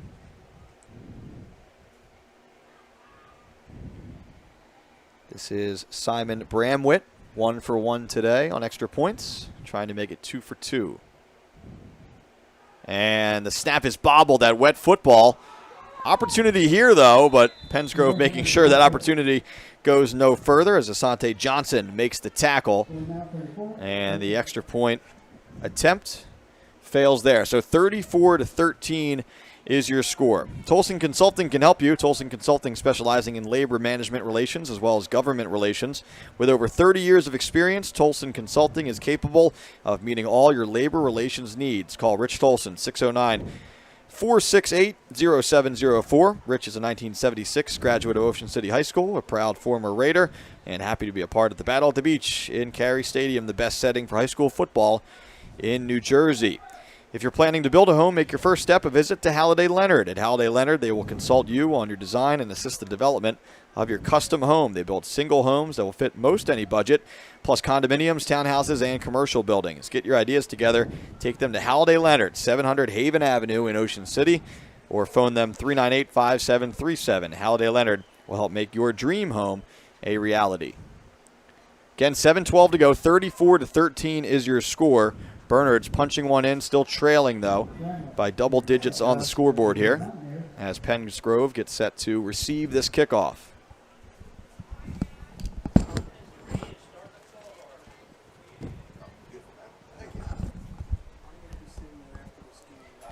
Again, more action to follow here. It'll be RBC, Timber Creek, at a time to be determined coming up after this one. And, of course, Union versus Millville. Here's Bramwitt to kick off. Nope. They fake the Bramwitt kick. It goes short. Picked up by Pensgrove, though. Now trying to bounce to the outside and finding some running room there before finally wrestled out of bounds by Bernards. And that was Donnie Heps making the tackle for Bernards. Trick play on the kickoff. And great field position mark once again for Pensgrove after that. I'll tell you what, that just shows how explosive this Pensgrove team is. Even up men on kickoff returns can take it a distance. It looked like maybe they were setting up for something. I don't think Pensgrove expected someone other than Bramwitt to kick it, but they certainly made the most of the opportunity there. So now 1st and 10 on the 42-yard line. Gould under center, 2 men in the backfield. He'll hand off this time. That is Patrick finding plenty of space along the right side. Brought down close to the 30-yard line, so he'll be close to a first down. We'll see where they mark it. And looks to be just maybe a foot short. Let's see. Nope, they're going to move the stick. So a first down run. He gets 10 on the play. Does Jaleel Patrick. Another big-time run from these Pensgrove backs. It's been explosive out of that backfield all day long. And he goes over 100 yards now today. What a day for the Pensgrove ground game. Gould back under center as they set the chains on the far side. And he'll hand off once more to Patrick. Patrick not as much room this time, but again, they try that right side heading toward the Pensgrove sideline. Jaleel Patrick, 2 touchdowns today. And it looks like Pensgrove may want to start running some clock here, as you saw Gould talking with the officials about who to look for in terms of when the play clock starts to run out. This may be John Emmel, the head coach, and John Emmel, one of the showcase tournament organizers here, trying to get things moving. Still a lot of football to play, though. 34-13 with under 6 to go here in the third. But it looks like Gould is going to be eyeing that official on the sideline and trying to let the play clock tick down here. 2nd down and 5. And now the official walks on as we begin the 10 count. And Gould will snap with plenty of time left on the play clock. This is a draw right up the middle, and dragging a number of Bernard's players there is Asante Johnson. So Johnson with a tough run. The Mountaineers unable to bring him down. They wrapped him up, but boy, Johnson just keeps those legs moving, moves the pile for another 1st down. So that'll bring Pensgrove down inside the 15. Looks like the ball is spotted right at the 14-yard line here, so 1st and 10. Again, Pensgrove not going as quickly in this series, looking to use some of this clock. Obviously, they want to get more points, but also trying to bleed the clock a bit here in the 3rd quarter. Gould steps up to the line here. A couple of players in the backfield, including Patrick. He's got a receiver to each side. Patrick gets the call, breaks a tackle in the backfield, angling for the corner of the end zone. Will he get there? He stretches the football. And it looks like he'll be marked down at the 1-yard line. Couldn't quite get there, but another outstanding run from Jaleel Patrick. So that'll set up 1st and goal from the 1-yard line. Tell you, we know about their speed, but they're also breaking tackles. But they're going 5 yards down the field before anyone's even able to touch them. I mean, this offensive line's putting on a clinic here today. 1st and goal from the 1. Late substitution here from Pensgrove again, as Jayshon Knight heads out. Johnson back in. Thomas in the backfield here. We'll see who gets the call. It's a keeper. Gould to his right, met with some contact, but he's already into the end zone. And on the quarterback keeper, it's Curtis Gould with his first rushing touchdown of the day to go along with a passing TD just a few moments ago. And Pensgrove continues to pull away here. They answer right back after that Bernard score, as we have an injury on the field. But right now, 40-13 is the tally, with a 2-point conversion still to come here. Made a great play fake that time. Yeah, really sold the run. You're right. Johnson. Yeah, as we saw on the replay there. Sold the run, kept it himself, and really only had a yard to go, and he easily able to get into the end zone there. So while we tend to the injured player, we can remind you Johnson's Popcorn is known all over the Delaware Valley, specializing in their delicious caramel corn. They're open all year, 1368 Boardwalk in Ocean City. Phone 1-800-842-2676 or go online to johnsonspopcorn.com to place your order. Johnson's Popcorn since 1940. Shoppies is even better online. You may know their showroom at 1031 Shore Road in Linwood, but you can order whatever you need at Shopee.com. Remember, you are not presenting the best trophy if it's not a Shopee trophy. Call them at 609-653-1684. Shoppee's since 1921, and now, of course, starting a new century. Old World Tuscany meets Main Street USA at Anata Wine Bar right in the center of downtown Hamilton. The custom-built wine bar says it all, providing each guest with a look, feel, and taste of Old World Italian tradition. Anata's premier wine list is comprised of over 125 carefully chosen vintages available by the glass or bottle. And their full bar includes signature martinis and craft beer. Enjoy lunch, dinner, and live music. Anata Wine Bar, perfect for private parties. The Anata Wine Bar, 216 Bellevue Avenue in the heart of Hamilton. You can call them at 609-704-9797 for reservations or to book your next event. That was Dallimore now coming off. He's had a heck of a game. I think I had referred to him as a sophomore. He's a junior, but He's been a very active player for this Bernards team. Shaken up on that play, able to walk off under his own power. So an encouraging sign there as Pensgrove sets up for the 2-point conversion. Gould out of the shotgun for this one. On the design keeper, tries the left side. This one's going to be close, and it looks like he did not get there. So again, for all the points on the scoreboard, the 2-point conversion department hasn't been kind to Pensgrove today. I don't know that they need it to be. The score is still 40-13 as Pensgrove is pulling away here late, and hard to believe, but this is game 1 of the day.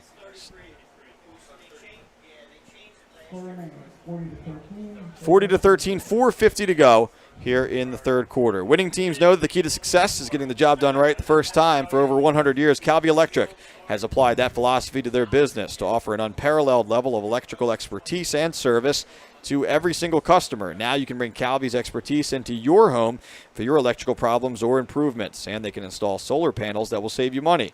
Make Calvi Electric a part of your winning team. Call 609-345-0151 or visit calvielectric.com. Pensgrove really has a rolling. We mentioned 41-6 over the last 4 years, 2 sectional titles. John Emmel just really has this program going now, and as we mentioned earlier in the telecast, Mike, they're going to face such stiff competition in that West Jersey Football League Diamond Division with the likes of Salem and Paulsboro.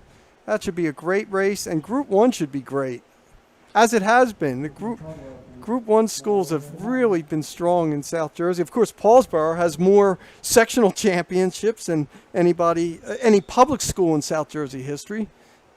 Salem knocking off Camden 22-20 yesterday right here at the Battle at the Beach as Pensgrove kicks off. But you're right, I think that Pensgrove-Salem game, as there's a battle for the football here, and we'll see who ends up with it. But I think you're right. I mean, every year that Pensgrove-Salem game is much anticipated. It'll be another big one this year as we still pull bodies off of the pile, I should say. And it looks like the signal is that Pensgrove has, nope, I'm still waiting for an official signal. I think Bernards has it, Pensgrove claiming they have it, but it'll stay with the Mountaineers. Yeah, Knight, who had that earlier big interception, he thought he got it, but Bernards' ball. He came out with the football. Of course, it's not always who comes away with the football. Bernards keeps it, able to recover that kick, trailing 40-13. Plenty of work to do. Still plenty of time, though. Again, RBC, Timber Creek, slated to follow this one. 2 more games on the schedule to follow that. We haven't heard otherwise today. We'll keep you posted if there are changes made to the schedule. So here's Bernards now. They keep it on the ground. And Pensgrove all over that one. As Michael Lianza got a couple on the ground there, but really not much. Called a gain of 2. We've been calling Darnell Spence number 9's name all game, and he was right in on the tackle again. He's been beating blocks just because he's so quick. Dietrich stays in at quarterback. Again, we've seen Dietrich, we've seen Laverty, we've seen Walsh even take some snaps today. This is Dietrich. He's played most of the snaps in the second half here for Bernards. Quick pass out of the backfield, and that ball is low. Really didn't give Kai Dallimore a chance to get that one. He was open, but just the timing off on that one. He was open, but Zion Cheeks, number 1, was right there. It's almost better that ball hit the ground because Cheeks was there, and he was ready to put on a big hit. With Cheeks in the area, you're never fully open. Again, he's ticketed for the University of Cincinnati to play at the next level. One of the top players in South Jersey, really in the state this year. Brings up 3rd and long. Dietrich out of the gun, trying to get Pensgrove to jump, and they did again. So for all of the Red Devils' success today, Mark, a little bit undisciplined along the line. We've seen a number of offsides penalties today. So that'll give Bernards 5 yards here, set up 3rd and short. Still 3rd and 3 though, and obviously you're in 4 down territory, even though you're on your own side of the field. Dietrich in the gun. Lianza to his right, trips to his right, 1 receiver to his left. Trying to get Pensgrove to jump again. This time the Red Devils are not going for it. So we'll see if they change the play call here, taking their time. Dietrich ready for the snap now. Hands off to Leanza. Leanza wiggles his way free along that right side. He's met right at the sticks, but he has enough for the first down. Tough run there from Leanza. I'm not sure the first lane he wanted was open there, Mark, but he found a way to make some space and pick up that first down. It wasn't, but he put his hand on a blocker's back. There you see it there, and then he cut back out. Nice piece of running there from Leanza. I've been calling his name a bunch today, the 5'9", 190-pound senior. And Bernard still with some life here. It's 40-13. We're still in the third quarter, though. Mountaineers on the move. Right near midfield, they're at the 44. Dietrich floats a short pass out of the backfield to Leanza, and Leanza, again, making some magic happen. He's knocked down, not before a gain of about 7 or 8, though. And again, a lot of that was on Leanza. I mean, he had defenders in front of him, but he's able to kind of sidestep and find some space. Yeah, and he also sold it well, too. He looked like he was going to block the entire play and then broke out. That's a nice selling job by Leanza. Give him 7 on the catch and run. Sets up second and third as Bernard's has now moved across midfield. Right on that OC logo. Of course, Cary Stadium, home of the Ocean City Red Raiders here. Leanza on the call again. A burst through the line. He has first down yardage. No problem there. Picks up about 5. And that'll bring Bernard's inside the 45 of Pensgrove. 2:44 on the clock as that clock is stopped now for the first down. As they move the chains on the far sideline.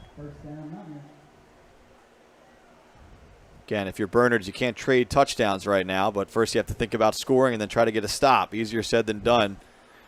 Pensgrove has been explosive today offensively. Dietrich with the hard count. This time Pensgrove stays put. Leanza in the backfield with him. One receiver to the left, 2 to the right. Trips to the right. Check that. The toss to Leanza, and I think he put a knee down in the backfield there. Didn't have much anyway as Pensgrove had that play covered. Leanza doing his best, just slipped a little bit, and the knee did go down in the backfield.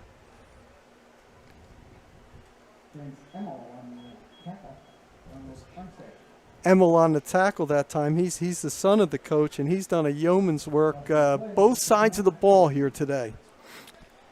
Obviously, Pensgrove, a Group 1 program. A lot of these kids playing both ways. Now you see almost as many players on the field as you do on the sideline for a lot of these Group 1 programs, but a lot of talent out there.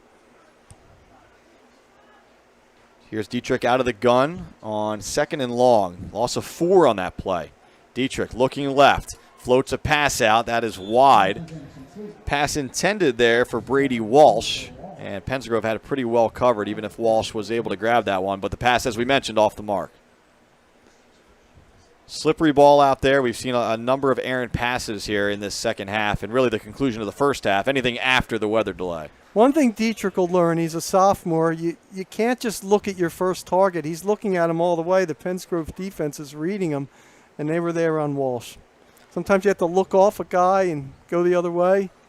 Easier said than done, though. It's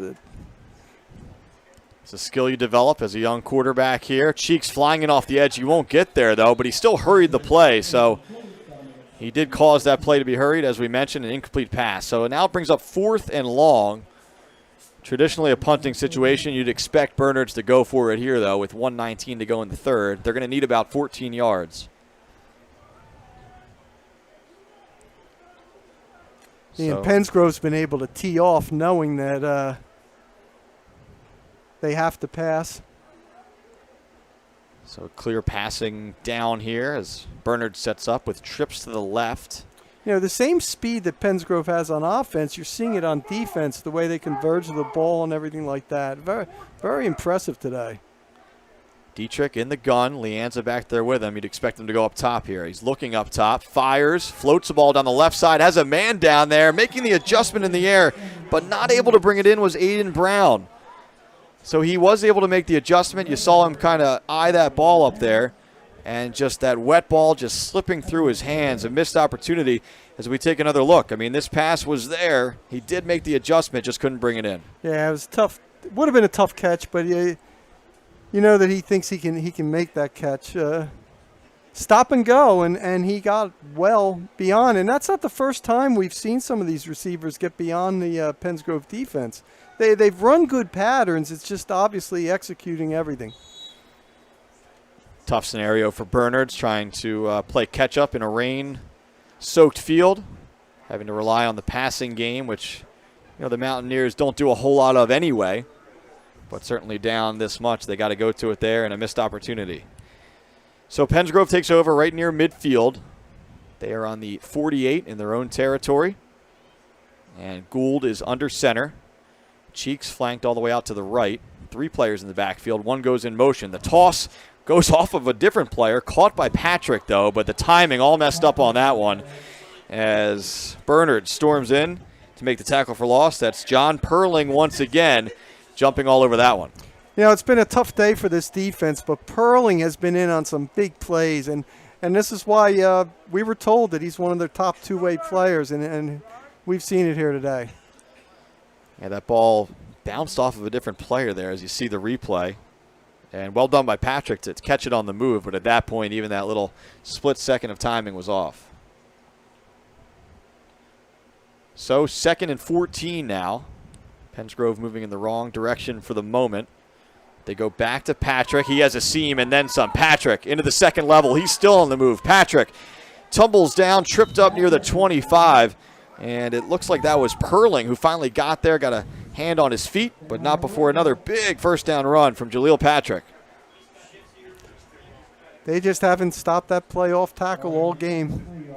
So that should be the final play of the third quarter with the clock winding down. The stadium clock, as we take another look, says about 18 seconds left. I know our graphic has a little bit less, but either way, it should be the last play of the quarter. And it will be. So we head to the fourth with Pensgrove leading Bernards by a score of 40-13. Shore True Value Hardware in Summers Point hopes that you will continue to shop locally. They offer friendly service and expert advice. At Shore Hardware, they'll do anything to help. They're open weekdays until 7, Saturdays until 6, and Sundays until 4. Help is just around the corner at Shore True Value Hardware, 515 New Road in Summers Point. Call them at 609-927-6464 or visit them online at shorehardware.com. When you visit Cary Stadium this weekend, be sure to visit the tented area produced by the Philadelphia Eagles. During halftime and between games, the Eagles offer games and other activities for kids. Eagles cheerleaders will be there along with Swoop, the Eagles mascot, the Eagles pep band, and a whole lot more. It's all happening on the east end of Cary Stadium. So we head to the fourth here, and Pensgrove very much in control of this ball game, certainly more so after the weather delay. Nice job by the Eagles, too, getting involved in this as well. Yeah, tough day to be out in that area we just described today with the weather. But yesterday it looked to be jumping over there. Some kids were over there hanging out, some games, and saw the Eagles cheerleaders here yesterday. And, I think today is just more about trying to find a way to squeeze these games in, which remains to be seen how that's going to be pulled off. But just got to take them one at a time at this point. The Eagles found a way to get a quarterback today. How about that, man? Gardner Minshew, welcome to town. Yeah. Trade with the Jacksonville Jaguars. Sent a 6th-round pick, I believe, to Jacksonville for Gardner Minshew. Released Nick Mullins, so Minshew and Flacco will be backing up Jalen Hurts. Eagles playing their final preseason game last night. Getting ready for the regular season here. We're already in regular season mode at the high school level. Pensgrove with the football, moving right to left on your screen, dressed in white. Bernards dressed in black. Here's Curtis Gould under center. Handoff goes around the left side. And breaking free out there is Patrick. Patrick gets to the sideline, finally wrestled down by Aiden Brown. But Patrick able to get to the edge and move the sticks, another first down run. Thing about Patrick, he's been running well left, running well right, that time to the left. Doesn't matter where, they have not been able to contain him. Here he goes again. Get him in a little bit of space. Look, there's no one touching him for like 5 yards. We've said that all game. He's had the room to go. Just has that extra gear that can get to the edge before a lot of defenders can get there. So, Pensgrove into the red zone now. Set up right around the 11-yard line, 1st and 10. They can get a first down without scoring here. Patrick once more, and this time Bernards has that one locked up after a short gain, or maybe no gain. A couple of players in on the stop there for Bernards, including Nick Paterno, 5'10 senior, making the stop. About 30 seconds gone by here in the fourth. Pensgrove in control, driving, so trying to chew up some clock at this point. Again, Red Bank Catholic Timber Creek is on deck. Game originally scheduled for 2. It's now 2:45, so obviously the 2-hour weather delay putting things behind here in Ocean City. Gould under center. This time he hands off to Johnson. Johnson got a couple. We'll bring up third down, though. We'll call it 3rd and 6. You know, Paterno, again, as you mentioned last time, he was in on a tackle again, and he's also one of their top two-way linemen. What you like is they're down by 40-13, and he's playing this hard. Both teams trying to battle through adverse conditions today. No one likes to sit in a locker room, or in this case, the Ocean City Civic Center, for 2 hours waiting out a weather delay, but it's the hand that they were dealt today, so here we go. Pensgrove can really all but put this game away with a score here. 40-13 is the score.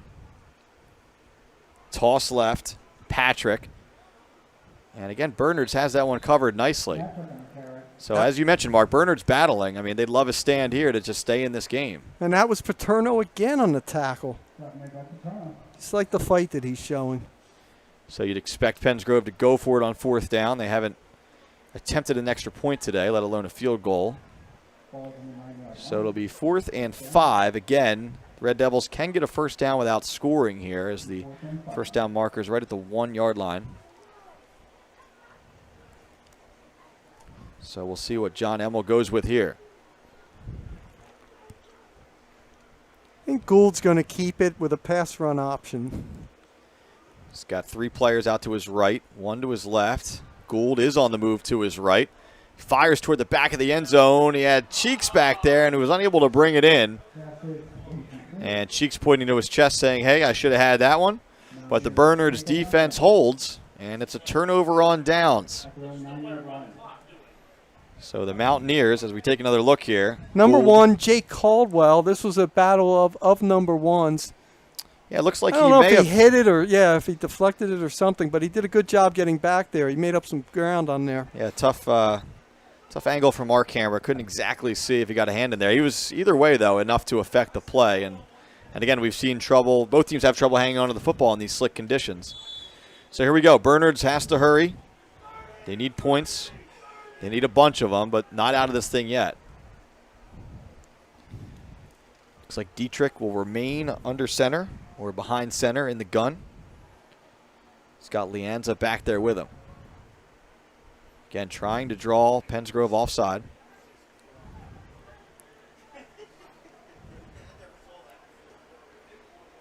Dietrich now ready. Looking left. Throws a short pass out there and caught for a short gain. Catch made on the play by Brady Walsh. He's been his security blanket, if you will, for a number of short patterns today. Pick of about 3. Bring up 2nd and 7. You know, it's a nice pickup, Mark, but at this point, I know you want to get some positive yardage, but you're going to have to start taking a few chances down the field here.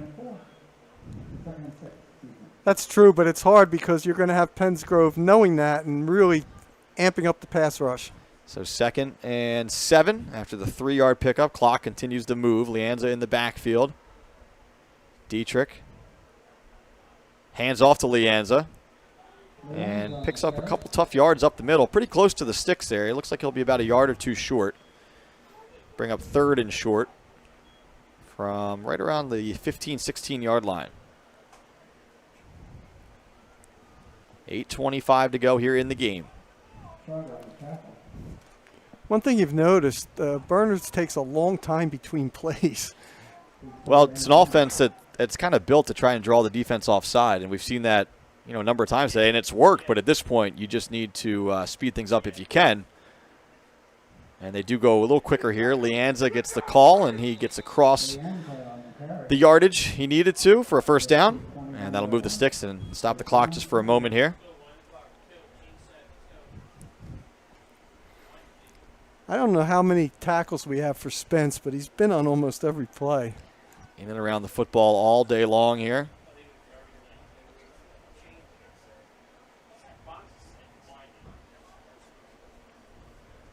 All right, Bernard's ready again. Trips to the right, one receiver to the left. Dietrich looking to the right. Now they do throw one down the field, and that pass intended there for Brown, but good coverage on the play from Asante Johnson. He was with him step for step. Not a lot of room to drop that one in there. Brown has gotten a step on defenders all day. This one a little underthrown. See, he has to come back for it that time, but again, he had a step. I like the patterns that Brown has been running today. Brown's been battling, but it'll bring up 2nd and long, 2nd and 10 here. 2 receivers right, 2 receivers left for Dietrich. He'll hand off this time to Lianza, trying that left side. He's got some room to run, and he's finally angled out of bounds, but not before he picks up a first down. Flag down on the play, though. So we'll get the call here in just a moment. As it stands, it's a first down run, but this one could be coming back, and it will be. It's holding against Bernards. So holding along that left side of the line that led to Lianza breaking free. See if we can get a look at it there. And that'll negate that first down run. Bring the Mountaineers back. So give him a gain of 4. It went out to the 26. So it should be around the 16. Yeah. So Bernard's moving in the wrong direction for the moment here. Again, trailing 40-13. And they need a score, and they need it in a hurry.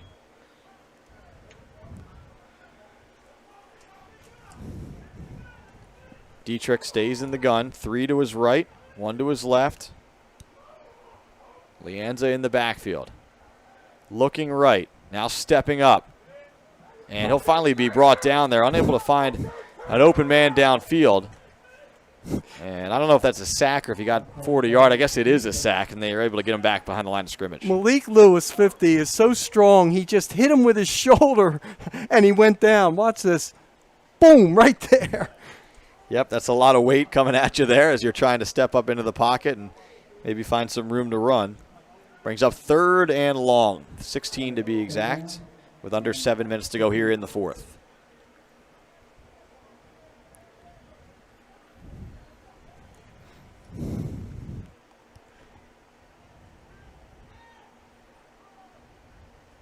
Dietrich looking left this time, now looking back to the right. Pressure coming, steps up. He has to run this one. He's out near the sideline, angling toward the sideline. He's hit right near the 25.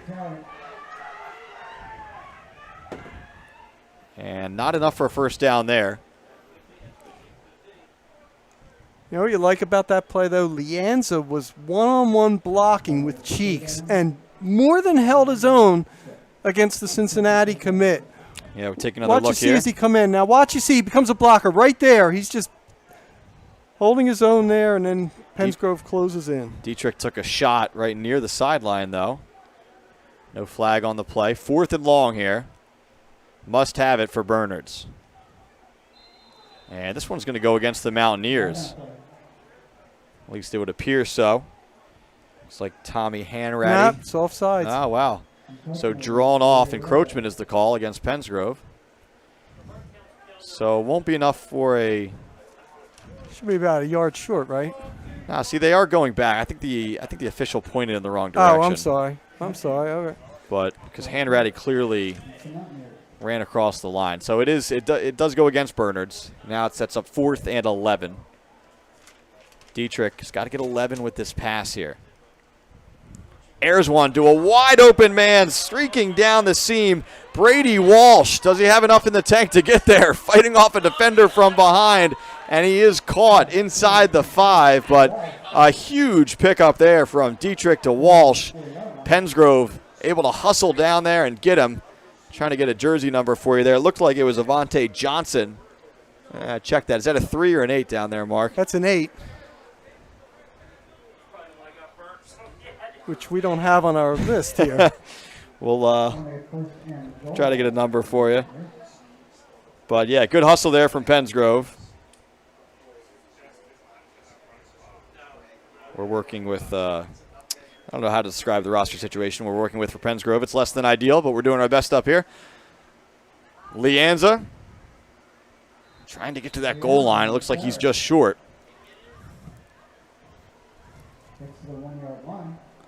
So the clock continues to run. Huge pickup from Walsh there on the pass reception. He was just wide open up the seam. And whistles and flags before this one gets snapped. And a false start going against the Mountaineers. That'll draw some frustrated banging noises from the press box above us.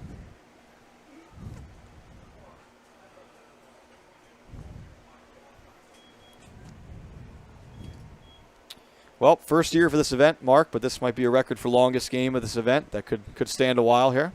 This might be the record for longest game in South Jersey history. Have to up my per diem for this one next time. 5:11 to go in the fourth. We have been with you in some capacity since 11 o'clock this morning. It's now 3 o'clock.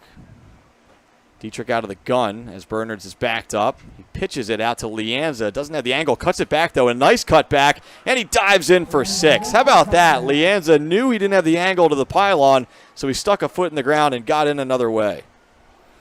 And he had to get by Cheeks, too. Cheeks was in good position, but he cut back, and that's a nice bit of running by Leanza. Watch this. Number 1 is kind of there in position, and then he cuts back right there. Yeah, I think Cheeks obviously thought he was going to angle for that pylon as that play would usually be designed to go, but well done in sticking that foot in the ground and finding a different angle to get into the end zone. So again, 4:52 on the clock, and this one not quite over yet. Bernard's just hanging around just enough. Still down 3 scores. You'd expect an onside kick following this extra point attempt. But first, it'll be Simon Bramwitt lining up for one more. Bramwitt's boot is up, and it's good. So it'll make it an even 20 points for the Mountaineers. 40-20 your score with 4:52 left in the game.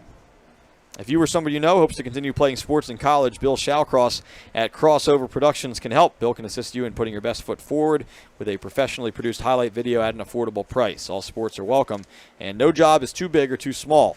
Bill Shallcross has more than 25 years of experience recording sports events and creating edited videos. Call Bill at 609-513-8950 to talk about putting together a video presentation that will get colleges interested. Crossover Productions, producing quality video since 1991. Of course, everyone looking forward to fall here in Ocean City, America's greatest family resort. Fall events kick off with the Street Rod Show on September 11th and 12th. The Boardwalk Aerobatic Air Show flies over OC on September 19th. And look for the return of the Fall Block Party on October 9th. The new event, Dog Day, that invites man's best friends to enjoy a day on the boardwalk on October 23rd. Look for those events and more until we celebrate the new year with First Night on December 31st in Ocean City. First touchdown of the day for Leanza. Caldwell has one for Bernards as well, along with Aiden Brown has a touchdown reception today. Gila Patrick, 2 scores for Pensgrove. Sante Johnson, 2 scores for Pensgrove. Thomas has one on the ground. Gould has one on the ground and through the air.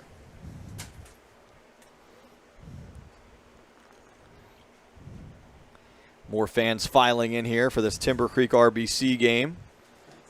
There's no doubt they were following some of our action, realizing that game would be seriously delayed, but now the bleachers are filling up with some new fans. 4:52 to go in this one, though. You'd expect an onside kick. Here it comes. And bobbled at first, but then fallen on easily by Pensgrove. So they'll begin this drive at their own 44-yard line here. Again, you'd expect run, run, run. It's been most of that today. And now trying to just finish this one out here. They have a number of players they can go to try and move this thing toward the end zone and chew up some clock.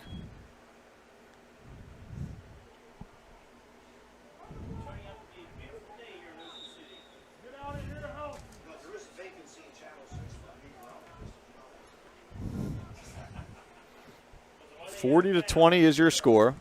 Pensgrove trying to put the finishing touches on an opening weekend win here in week 0. Pensgrove will be right back at it on Thursday at Pennsville. Good Salem County rivalry game. It's a game I believe used to be played Thanksgiving weekend and then had been moved up to week 0 the last couple of years. Now week 1 this year. That is correct, and doesn't figure, to be honest with you, to be much of a game. Here's a big run again before slipping right on the O of the OC was Asante Johnson. Almost better off at that point, just run the clock. But Johnson was eyeing the end zone and just kind of lost his footing right on that logo, as we mentioned.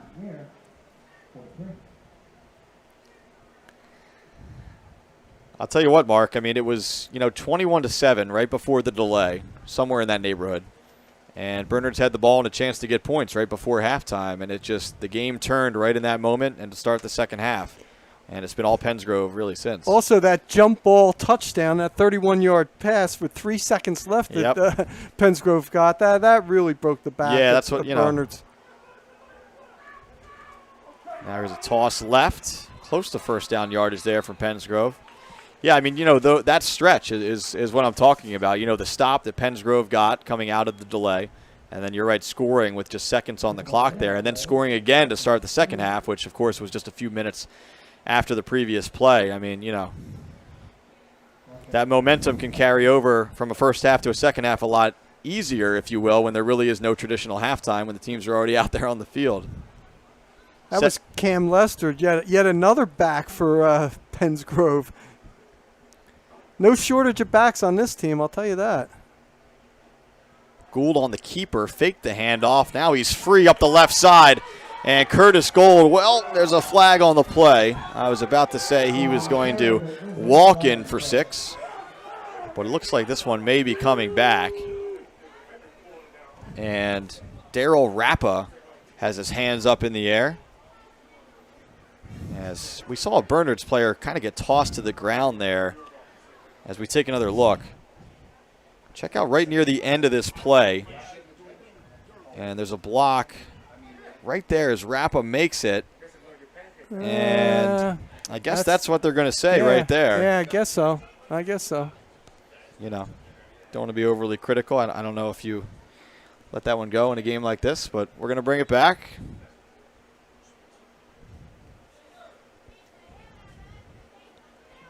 So we'll do this again here. First and 10, though, still, after the run. Hold committed downfield. Now here's a run off of left tackle. The ball squirts loose and fallen on by Bernards. I wonder if he was down first. I guess not. I was wondering that myself. I didn't really see any indication from the officials that he was, and not much of an argument from the Pensgrove sideline. I think at this point, Pensgrove is just content to end this game and move this day along. But either way, it'll be Mountaineers football. You're right, he was pretty close to down there. But it'll be Bernards football. Yeah, there are no replay reviews here, I'll tell you.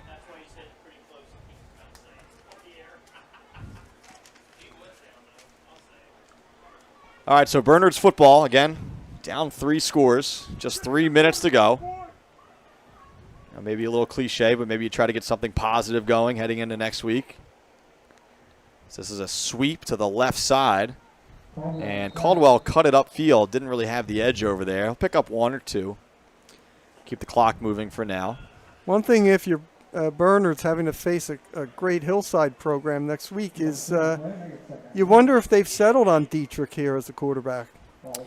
Yeah, it's an interesting question, Mark. I mean, you talked about it coming in, and Dietrich has gotten really, I believe, all of the snaps in the second half, but didn't start the game. You had Laverty starting the game. You had those two kind of mixing into the first half, and then you had some wildcat looks there from Brady Walsh. But, you had Walsh is also pretty effective as a receiver, as we saw on that 4th down play that went down to the 1-yard line a couple of minutes ago. It's interesting. A lot to think about, obviously, if you're the Bernards coaching staff coming out of this one. Dietrich going up top. That ball is fluttering. A little bit of a push-off there and got away with it, so why not? That is Tommy Hanratty creating some separation. Emmel not excited about it. Close calls have gone against Pensgrove the last couple of minutes here as we take another look. I mean, this ball was up there. It was basically a jump ball. Yeah, and Hanratty not a big guy either, but again, how many times have we seen the Bernards receivers way behind the D-backs? Yeah. I mean, look, give Hanratty credit. If you can sort of get a little bit of that contact inside, get away with it, and create some separation, You see a lot of that on the high school football field if you can get away with it. And Hanratty wide open this time. I don't know if he had the space to catch that ball in bounds. He ended up having to kind of go right past his outstretched arms.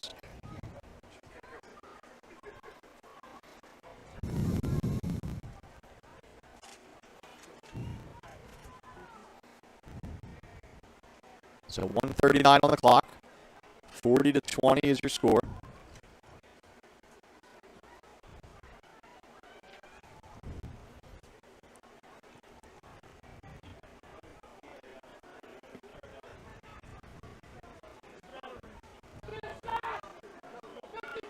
Second and 10 here from the 40.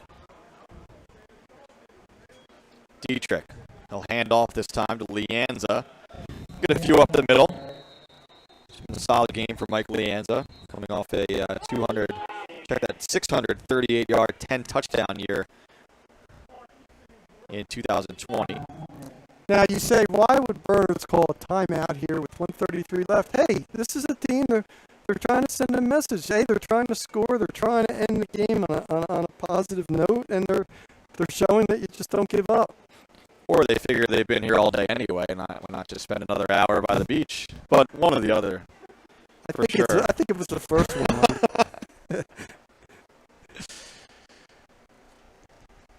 Yeah, I mean, situationally, you work on stuff here, right? I mean, I think the preseason, it wasn't shorter necessarily, but you have teams these days playing fewer scrimmages and, less live game situations. So, let's treat this as a teaching point right now. Look, I mean, the chances of winning this game are super slim, but, the chances of scoring are a lot better, so see what you can get here. Teams didn't open training camp until August 9th. Right. As to amplify your point, it's not been a lot of time. Yeah, I know a lot of teams just went with the 2 scrimmages this year. Some didn't even get to. These kids just haven't seen a lot of live action, for lack of a better word, heading into today. So you want to squeeze every ounce of these situations as you can. This is a wide open pass, and it's picked off along the sideline, in and out of the hands of Caldwell. And Pensgrove comes up with the pick, number 59. I don't have the name in front of me, but we'll try to get that to you here through my slew of pictures taken of the roster in no considerable numerical order.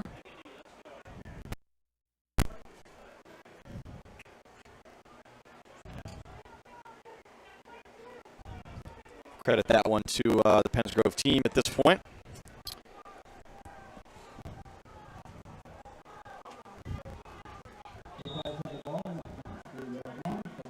So the Red Devils take over, 1:27 to go. You'd expect some kneel downs here.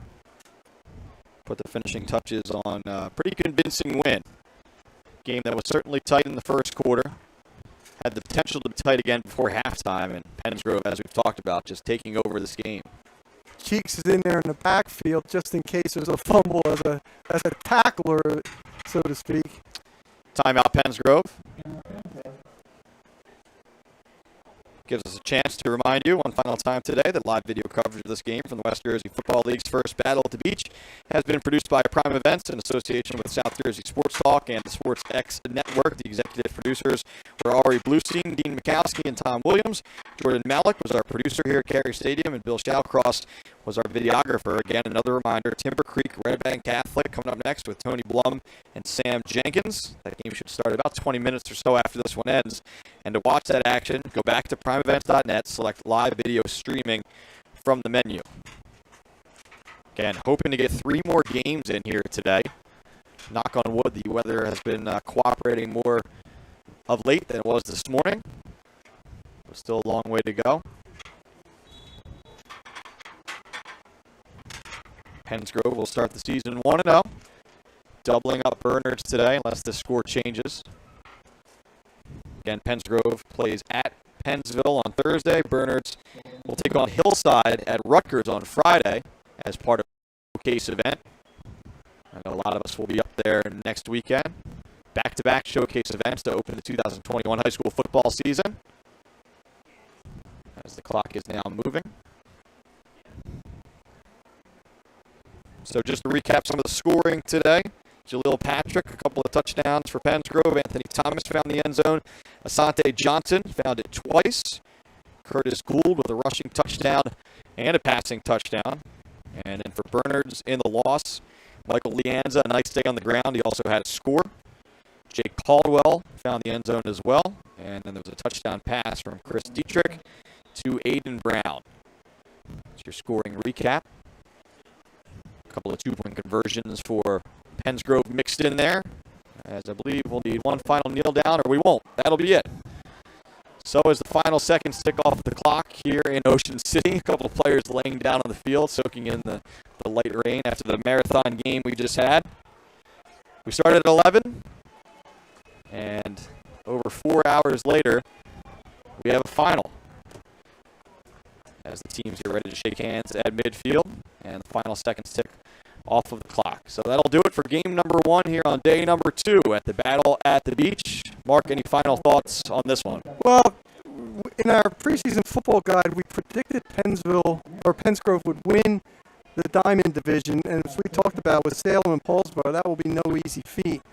And they didn't show us anything today to discourage that kind of prediction. This is a team that, no surprise, is going to make a serious run not only in the Diamond but in South Jersey Group 1. All right, that'll do it for us here today. For Mark Narducci, I'm Mike Frankel. Stick around. Red Bank Catholic coming up, taking on Timber Creek. Pensgrove, a 40-20 winner over Bernards at the Battle at the Beach.